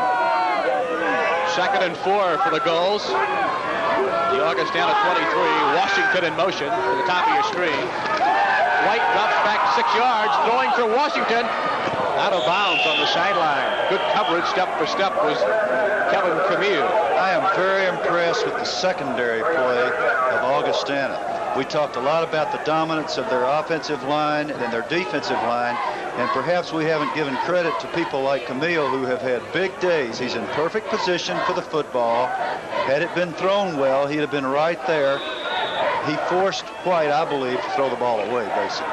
2.5 minutes remaining in the third quarter. Salisbury State with the wind to its back, so they'd like to take advantage of the wind factor because they know in the fourth quarter they're going to have to go into the wind, which is about 15 miles per hour. 3rd and 4. Inside belly there.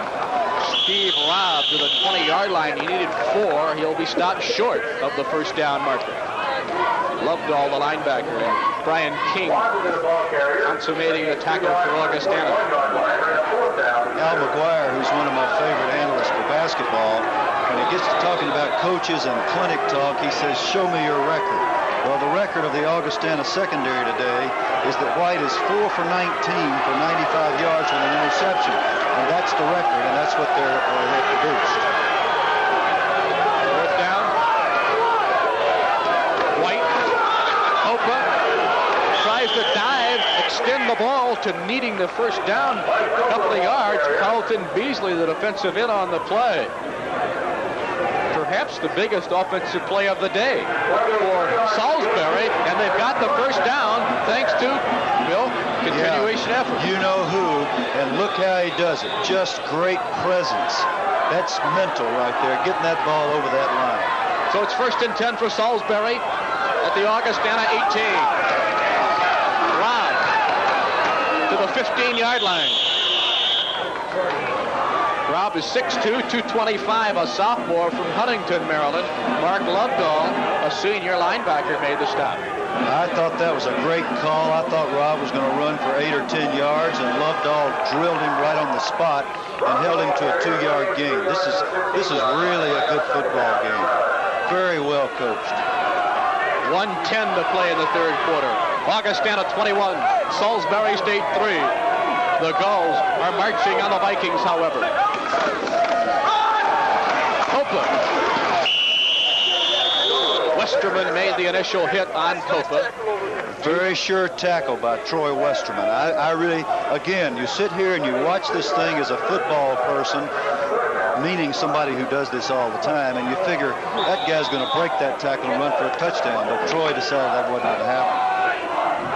3rd down and 5 for the Gulls. They send out wide to the left. Chris Holston just out of your picture to the left now, and bringing in motion is Copa. White Shuffle pass again. This one is going inside to Washington, but Augustana wasn't fooled. They made a big play as John Hintermeister, defensive tackle, was there to make that stop. Coming down to the final seconds of the third quarter here, with Augustana scoring the only points in the period. A 65-yard drive capped off by Brad Price's second touchdown, the only scoring. And so we have played 3 quarters of this football game in the Amos Alonzo Stagg Bowl from Phoenix City, Alabama. After 3, your score, Augustana 21, Salisbury State 3. The Salisbury State Seagulls, Augustana scoring the only points in the third quarter, but Salisbury is down to the Augustana 15-yard line. This is a key possession for Salisbury, and we're going to come back and start the fourth quarter of the Stagg Bowl game following these messages.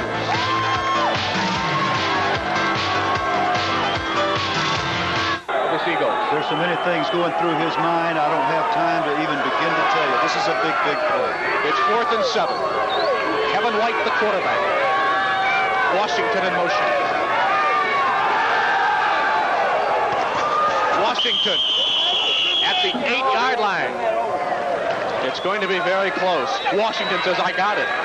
We'll wait and see if the officials can confirm it. It's a first down. I'll tell you what, old Donald was taking an anxious look at that yard marker across the field. He had to secure the football, and he very wisely did so. That was a fine play. He did not have possession until just before he crossed that line, and he had to have it. It's 1st and goal at the 7-yard line for the Seagulls. Rob tripped up.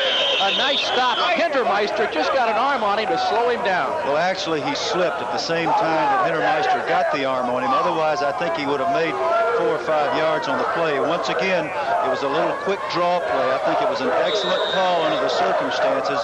We know Augustana is going to be trying to penetrate. The draw play is a good call. Salisbury State averaging 34 yards, 34 points per game, yet to score a touchdown today. That's Copa.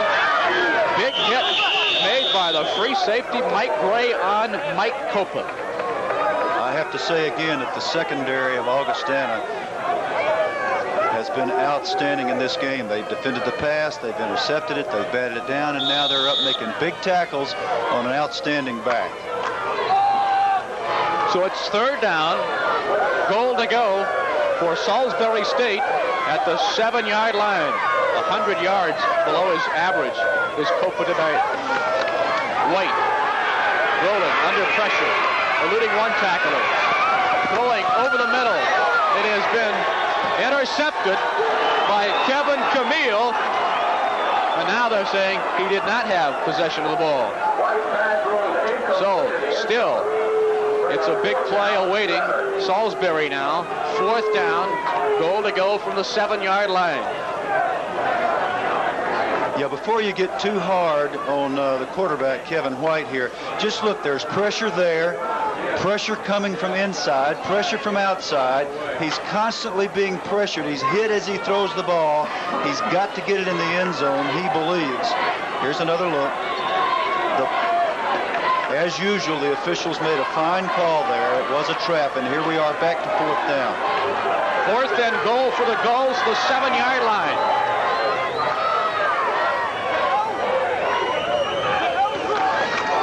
That's Copa, and he is stopped. And so the Augustana Viking defense has responded to one of the best players in Division III football. Copa couldn't get it in, and the Vikings take over on a change of downs. And so with 13:35 left in the game, there's timeout with the score Augustana 21, Salisbury 3. Hubert along with Georgia Tech football coach Bill Curry. And coach, what does this do now to Salisbury not to get so close and not score?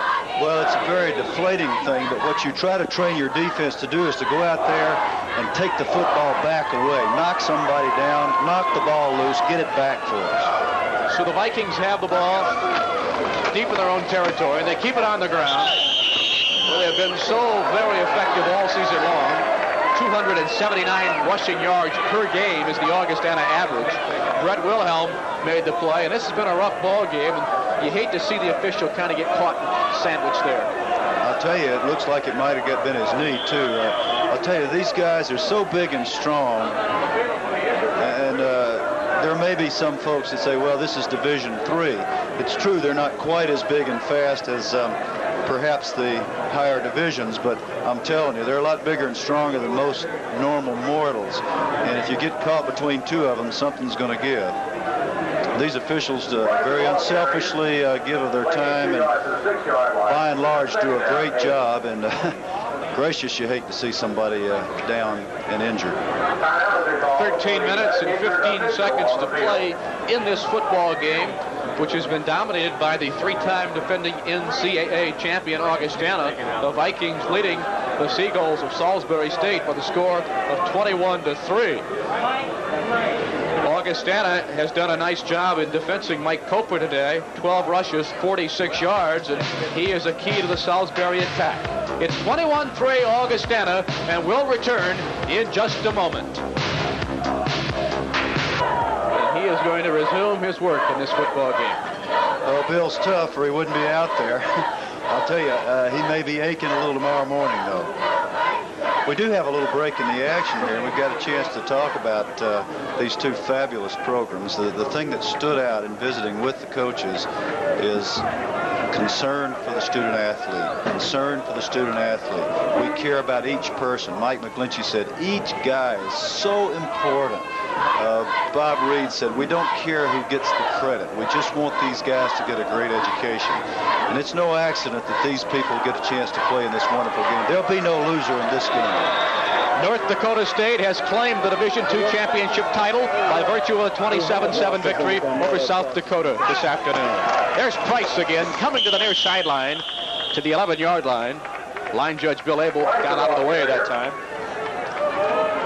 Yeah, I think Bill moved a little more gingerly than before. And maybe a little quicker. Those lessons tend to stick. This Salisbury State assistant coach had his head shaved earlier in the week. He had a lot of hair last week, but tried to motivate his club and whatever it takes. Whatever it takes. 3rd and 3 for Augustana.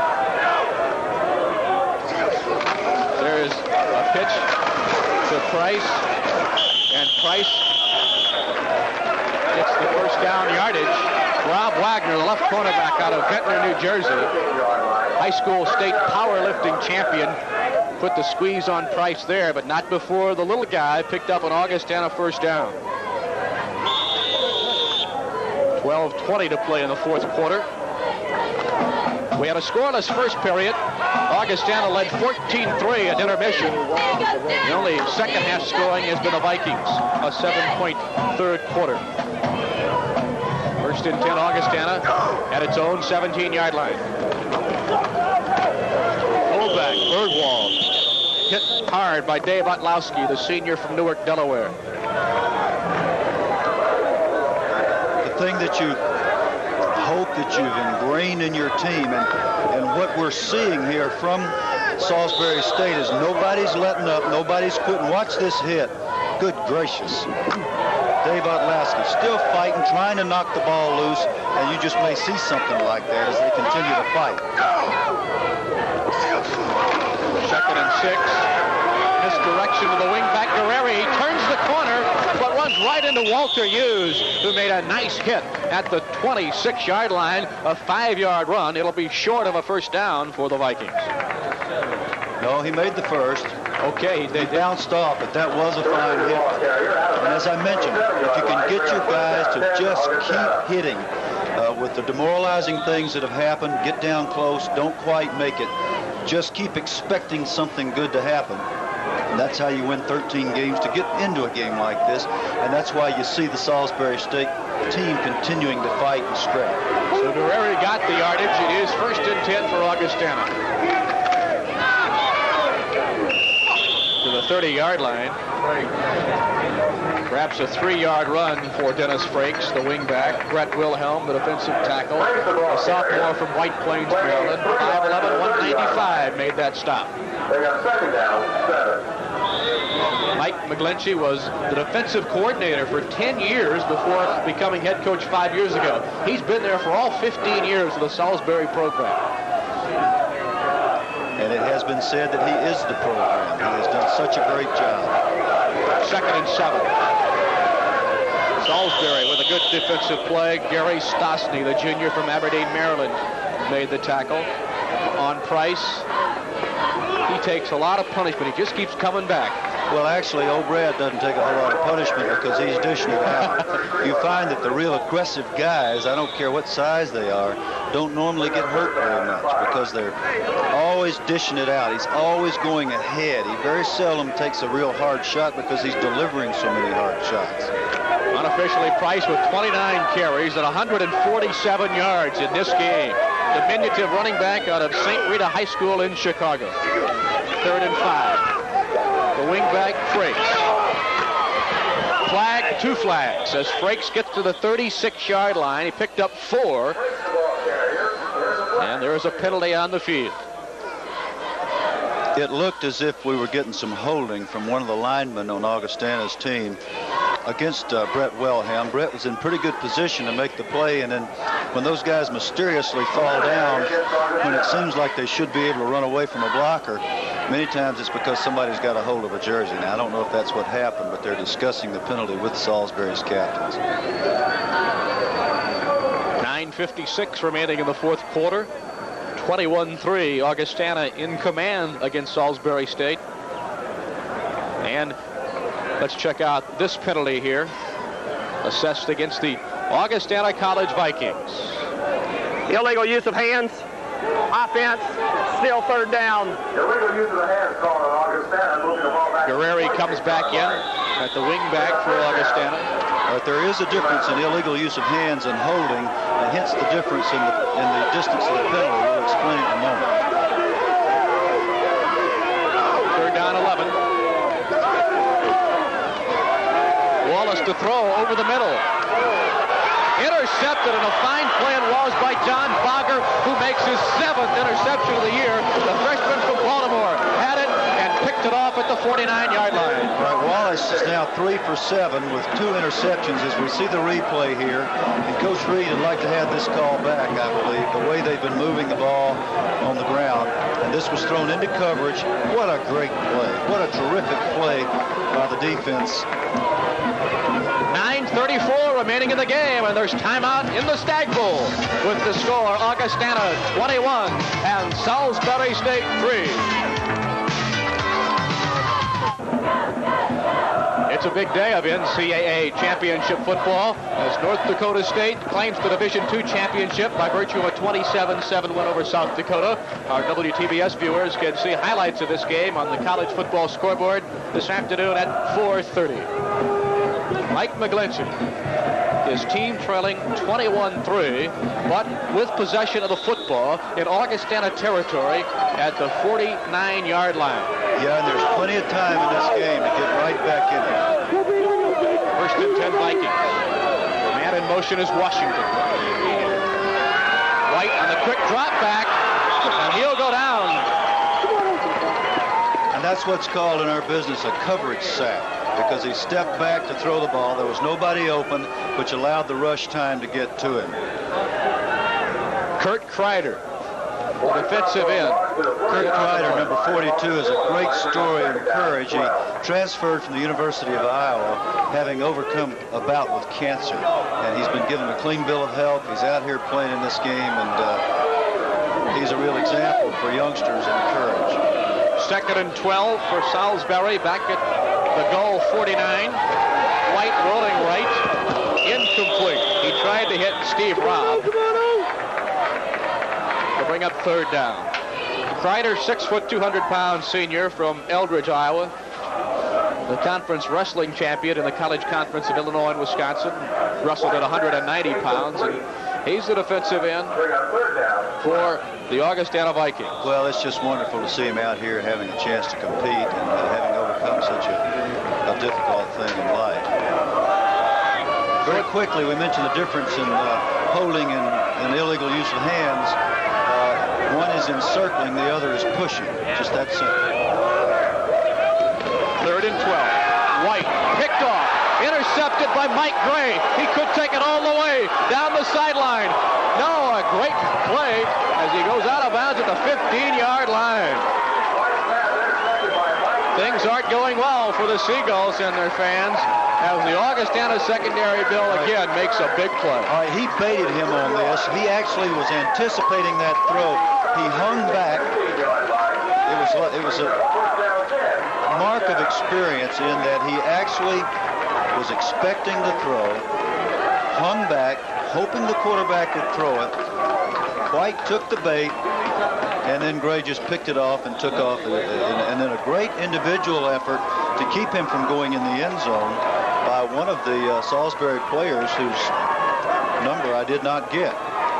So Gray has picked off a pass here, giving the Vikings good field position. There is a flag down on this rushing attempt. This will stop the clock with 8:37 remaining, and Augustana inside the Seagull 15-yard line. It's a holding call against the Vikings. So this will cost them some yards. And they're going to step it off and put the ball down at the 25-yard line. Kurt. Holding. Blue. First down. Puts the ball back to the 25-yard line. Bring up first down. So it's first down and 25 yards to go. Check that. Let's make it Bring up first down. first down and 20. That's correct. It's a 10-yard penalty on the holding. Line of scrimmage is the 25. That's Bergwald slashing off a block off the right guard and tackle. Dave Otlowski made the play. Down to the 22-yard line as they untangle. Play gain 5 yards to the 20-yard line. Bring up second down, 15. Augustana penalized 5 times for 50 yards. A couple of them come at times when they could have been damaging, but their defense has been able to take up the slack, get the ball back for them. So it's second down and 15 yards to go for the Vikings. We just have to see if the offense can make up the difference here. There's the handoff again on a cutback as Guerreri spinning and twisting his way, getting inside the 20 down around the 15-yard line where Tom Kress, the senior from Herndon, Virginia, an All-American and pre-law student for Salisbury, made the play on Guerreri. Third down, 11 yards to go for the Vikings. Augustana with an enrollment of 2,200, located in Rock Island, Illinois, founded in 1860. 7:07 remaining in the fourth quarter. Wallace rolling right, throwing underneath. Nice grab at the 9-yard line as Welgat hauls it in. Wagner was covering, and it was a nice play to the 9-yard line. Yeah, this is the same naked boot. When we say naked boot, that means that we're not pulling any guards to protect the quarterback. The same play that backfired on Augustana in the first half, this time was effective for them and got them down close. So with 6:30 remaining in the fourth quarter, time is an ally of the Augustana Vikings and an enemy to the Salisbury State Seagulls. Salisbury State making its first ever Stagg Bowl appearance, going against the Augustana Vikings. They've been here 5 consecutive years. 4th and 4, and we've got a penalty. Going to be a delay of game against Augustana. Had a little problem getting the play in from the bench that time. And of course, that happens, and that forces Coach Reed into a field goal situation. Matt Kroll will come in to try the field goal. Kroll has hit on all 4 of his field goal attempts this season. One of his field goals beat Wheaton 18-17 in the 4th week. It came in the final seconds out of Peoria, Illinois. When you see that your field goal kicker has attempted only 4 on the year, that says a lot about the confidence that Coach Reed has in his offense, as well as his defense. Mark Langston will hold. High snap. Langston gets it down. Kroll kicks it up, and good from 31 yards out. Kroll has added 3 3 more to the Augustana total. And with 6:08 remaining in the game, there's timeout from Phoenix City, Alabama. Augustana 24, Salisbury State 3. To bring health back. So this NCAA Productions telecast heading into the home stretch with 6:08 to play in the final quarter of the Stagg Bowl. Augustana apparently on its way to what would be a record 4 championships in a row, Bill, against Salisbury, which is making its first appearance in this game. First time through is always a little bit testy because maybe a little intimidated by the surroundings. WTBS, one of the top play-by-play men in the business, being on the scene, might just get you a little unsettled. You'll remember that Augustana lost the first time they got in this game. So my guess is that Salisbury State will be back here and that they'll be a little more acclimated the next time they come back. That's Earl Hoffman, the number 2 quarterback on the Salisbury State team, loosening up, so he may make an appearance. We'll have to wait and see. As the Vikings kickoff comes down toward the goals, Washington at the 24. Ball loose, but Washington the last goal to touch it, so Salisbury State will have it at the 27-yard line.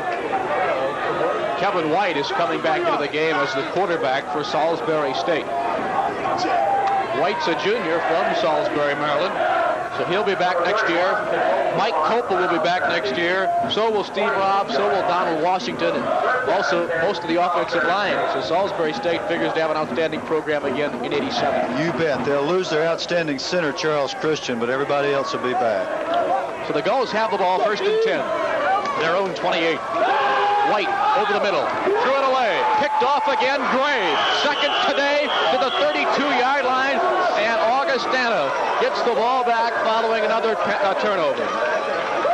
Both passing games have been ineffective today for the most part, and a lot of that's because of excellent coverage.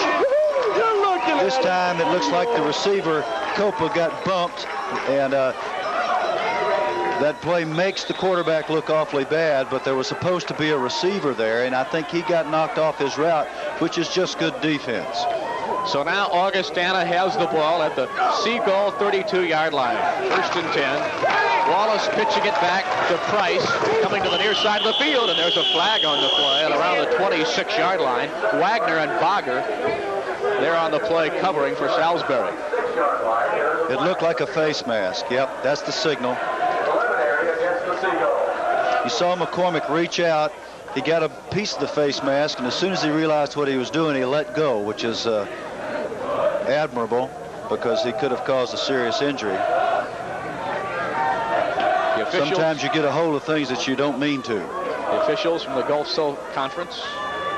We got an incidental face mask against White. 1st down.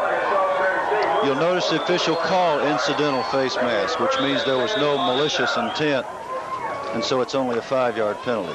Been a long afternoon for the Seagulls, but certainly one that they won't forget. A 13-0 season and a great Stagg Bowl appearance. This is Augustana running the football inside the 20-yard line. 5.5 minutes remaining in this 4th quarter. Bergwald, the fullback, got the call. Otlowski again, the linebacker, in on the stop. Bergwald, 6 foot, 190, a sophomore out of Ottawa, Illinois. Pre-med major. Getting back to the face mask thing, a flagrant face mask is a 15-yard penalty, whereas in the case of an incidental, it's 5. 52 yards for the fullback Bergwald.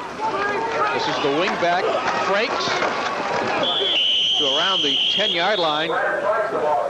Gary Stosny, the defensive tackle, made the play, and let's call Price instead of Frakes, the runner there. Price getting the call. Outstanding day for Price. And in 10 career playoff games, in 10 career games, he had averaged 93 yards. So when the big game is on the line, the Price has been right. Very good. I agree. Certainly has been right today. 1st down. In fact, it is 1st and goal to go now for Augustana. 9-yard line. Price down the sideline. He's in for another touchdown, a 9-yard run for Brad Price. That was a great run. I hope we get that on replay. I'd like to watch that again. He went by people, and when it got down close, he just put his head down and made it happen. Watch this guy run. He breaks containment, gets on the sideline. Boom, when he smells that pay dirt, he knocked everybody out of his way. His players, the other team's players, and you didn't see any officials in his way this time. That's the third touchdown today for Price. He's got 34 career touchdowns. He has moved into second place on the all-time scoring list. Good blocking there by Eric Wellgott on the touchdown as well. So Krull hits the PAT, and with 4:25 left in the game, Augustana has moved to a 28-point lead. It's the Vikings 31, the Seagulls 3 here in the Amos Alonzo Stagg Bowl game from Phoenix City, Alabama. So the Vikings here in command after a scoreless first quarter, took a 14-3 lead at the half, and then have added another touchdown in the third quarter, and they've really been tough in this fourth period. Yes, they have, and head coaches like to study very successful head coaches, and watching Bob Reed, he doesn't show a whole lot of emotion, but he just went over and hugged that young man, Brad Price, and if I were he, I would be doing precisely the same thing. Bob Reed and his wife, Mary Jo, have 11 children. They've been here time after time, a fine family man, and he left a very outstanding high school program at the age of 46, and he never missed a beat in going to college football. Here's the kickoff. Washington again, the 21-yard line, up to the 30, and down to the 33, and that's where the Gulls will put the ball in play. Well, at this time, we'd like to take time to opportunity to thank the Phoenix City JCs for their help with our telecast today. Also, Athletic Director John Farwell of Augustana College, head football coach Bob Reed and his staff, along with Sports Information Director Dave Rath, who has been outstanding in helping us prepare for this telecast. And from the Salisbury State Athletic Department, Director of Athletics Dean Burrows, head football coach Mike McGlinchey and his staff, and the Sports Information Director Tim Klein. There's an incompleted passing attempt by Earl Hoffman into the game at quarterback now for Salisbury. Hoffman, a senior, getting to see action here in the Stagg Bowl game. He's got some good numbers, too, in relief this year, Bill. 15 of 22, 68%, and 147 yards. Yeah, and the important thing at this point in the game is to try to get people in there that are going to be figuring into your action in the next year and the year after. In Earl's case, he's a...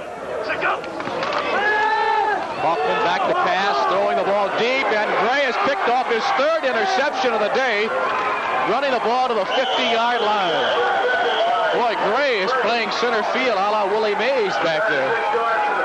We were talking earlier about getting people in the game. This is Hoffman's senior year. And I'm sure we'll be seeing a lot of the reserves on the field for both teams now. And even though he won't be pleased with that throw, he will remember that he got to the national championship game. And again, there are no losers once you get to this point. These teams have had outstanding seasons. Now you're seeing some youngsters get on the field that are thrilled just to be here in this game, who will hope for a chance to get back into something like this. Augustana quarterback now is Mark Langston, a sophomore from Belleville, Illinois, 5'11", 175. And they run the ball straight in. Seagull defense there to wrap them up at the 47-yard line. Gain of about 3. Under 4 minutes to play in this Stagg Bowl game on what has been a weather-wise a perfect afternoon. Temperature in the 50s under sunny skies here in Phoenix City, Alabama. Shane McCormick just carried the ball there. He's been injured and been out for a good bit of the year, but he's 9th on the all-time rushing list. Had played a great deal prior to this year, so it's nice to see him get some action. There's the running play again to McCormick. McCormick started in the Stagg Bowl game last year, as he did in most of the games last year, but as you mentioned, Bill suffered some injuries, and What it did was really make a player out of Eric Bergwald, a sophomore who figured to run maybe second, third string, has gone most of the way, and it's just made for another back. They just never miss a beat with all those guys they substitute back in the backfield. Well, this is a marvelous system that Coach Reed has established, and everybody figures in. 3rd and 4. And they're going to miss the first down on this rushing attempt as Gary Stosny. Paul Green made the play on that rush. Good look at Stosny there. 6'3" and 240. Stosny's had an outstanding day, and I continue to be impressed by the scrap and the fight in Salisbury State as they finishing this thing with some dignity. You don't give up. You just keep scrapping, because as we mentioned several times in the broadcast, everybody that gets to this game is already a winner. So it's 4th down, a yard to go. Langston will quarterback a 4th down opportunity. McCormick, he's close as he gets to the 40-yard line. He needed to get maybe 3-4 inches inside the 40. We'll have to wait and see as they unpile if, in fact, McCormick gives the Vikings a first down here. Clock stopped with 2:03 to play. In fact, it's too close. So the chain gang will make an appearance on the field, and we'll have a measurement here. What's your guess now? I want to get an expert analysis here before the measurement. I think he made it. I do too. Okay. We don't even have a good argument here. Half the football. So McCormick, a senior from Hillsdale, Illinois, gets just what was needed to keep Augustana in possession here. The Vikings have a 1st and 10 just inside the Seagull 40-yard line.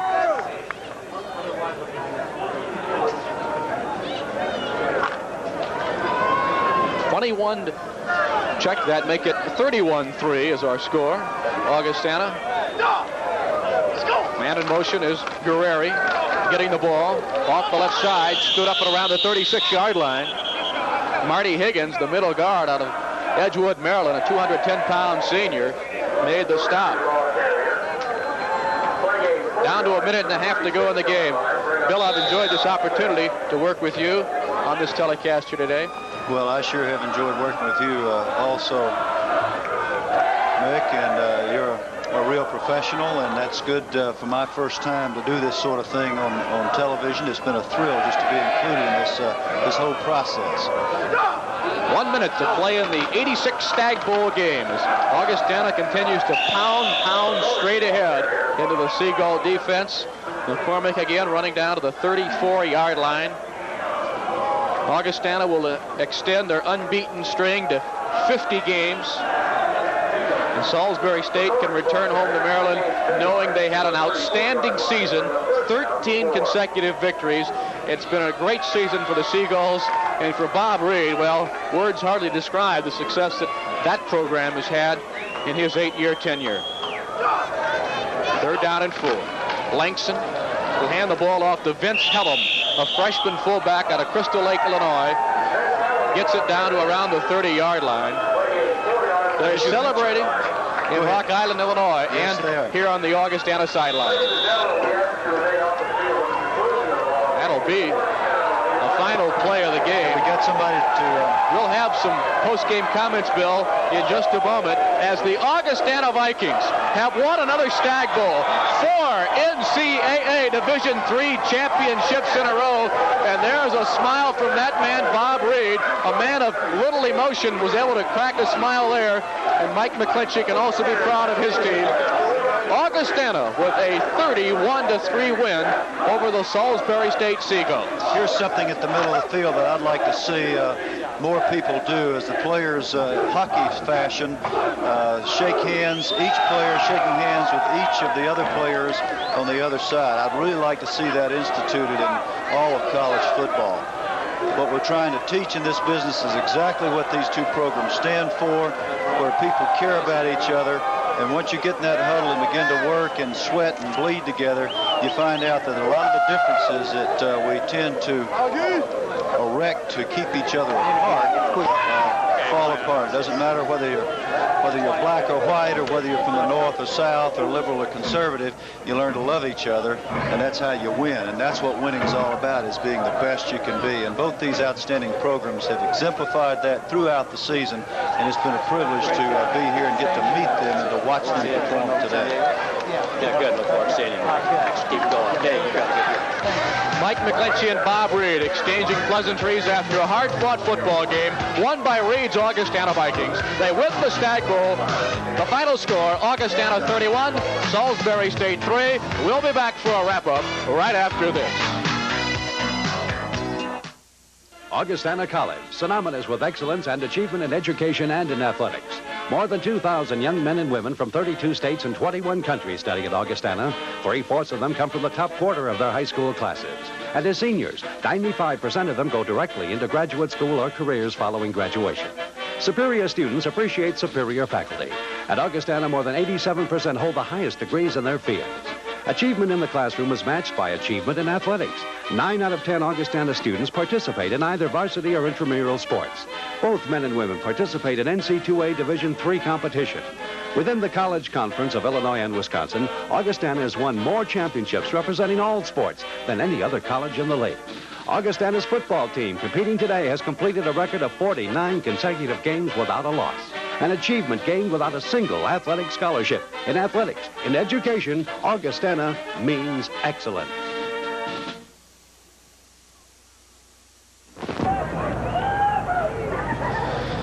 There you see the final score, the Augustana Vikings with a 31-3 decision over the Salisbury State Seagulls. We opened our telecast telling you the picture would become clear in this game as to who would take home the championship trophy, and there it is. The Stagg Bowl championship going to the Rock Island, Illinois school, the Augustana College Vikings, who today won for the 4th consecutive year the Amos Alonzo Stagg Bowl game. They were making their 5th straight championship game appearance, their 6th straight playoff appearance. The list goes on and on. Most impressively, 14th consecutive playoff victory for Bob Reed's teams.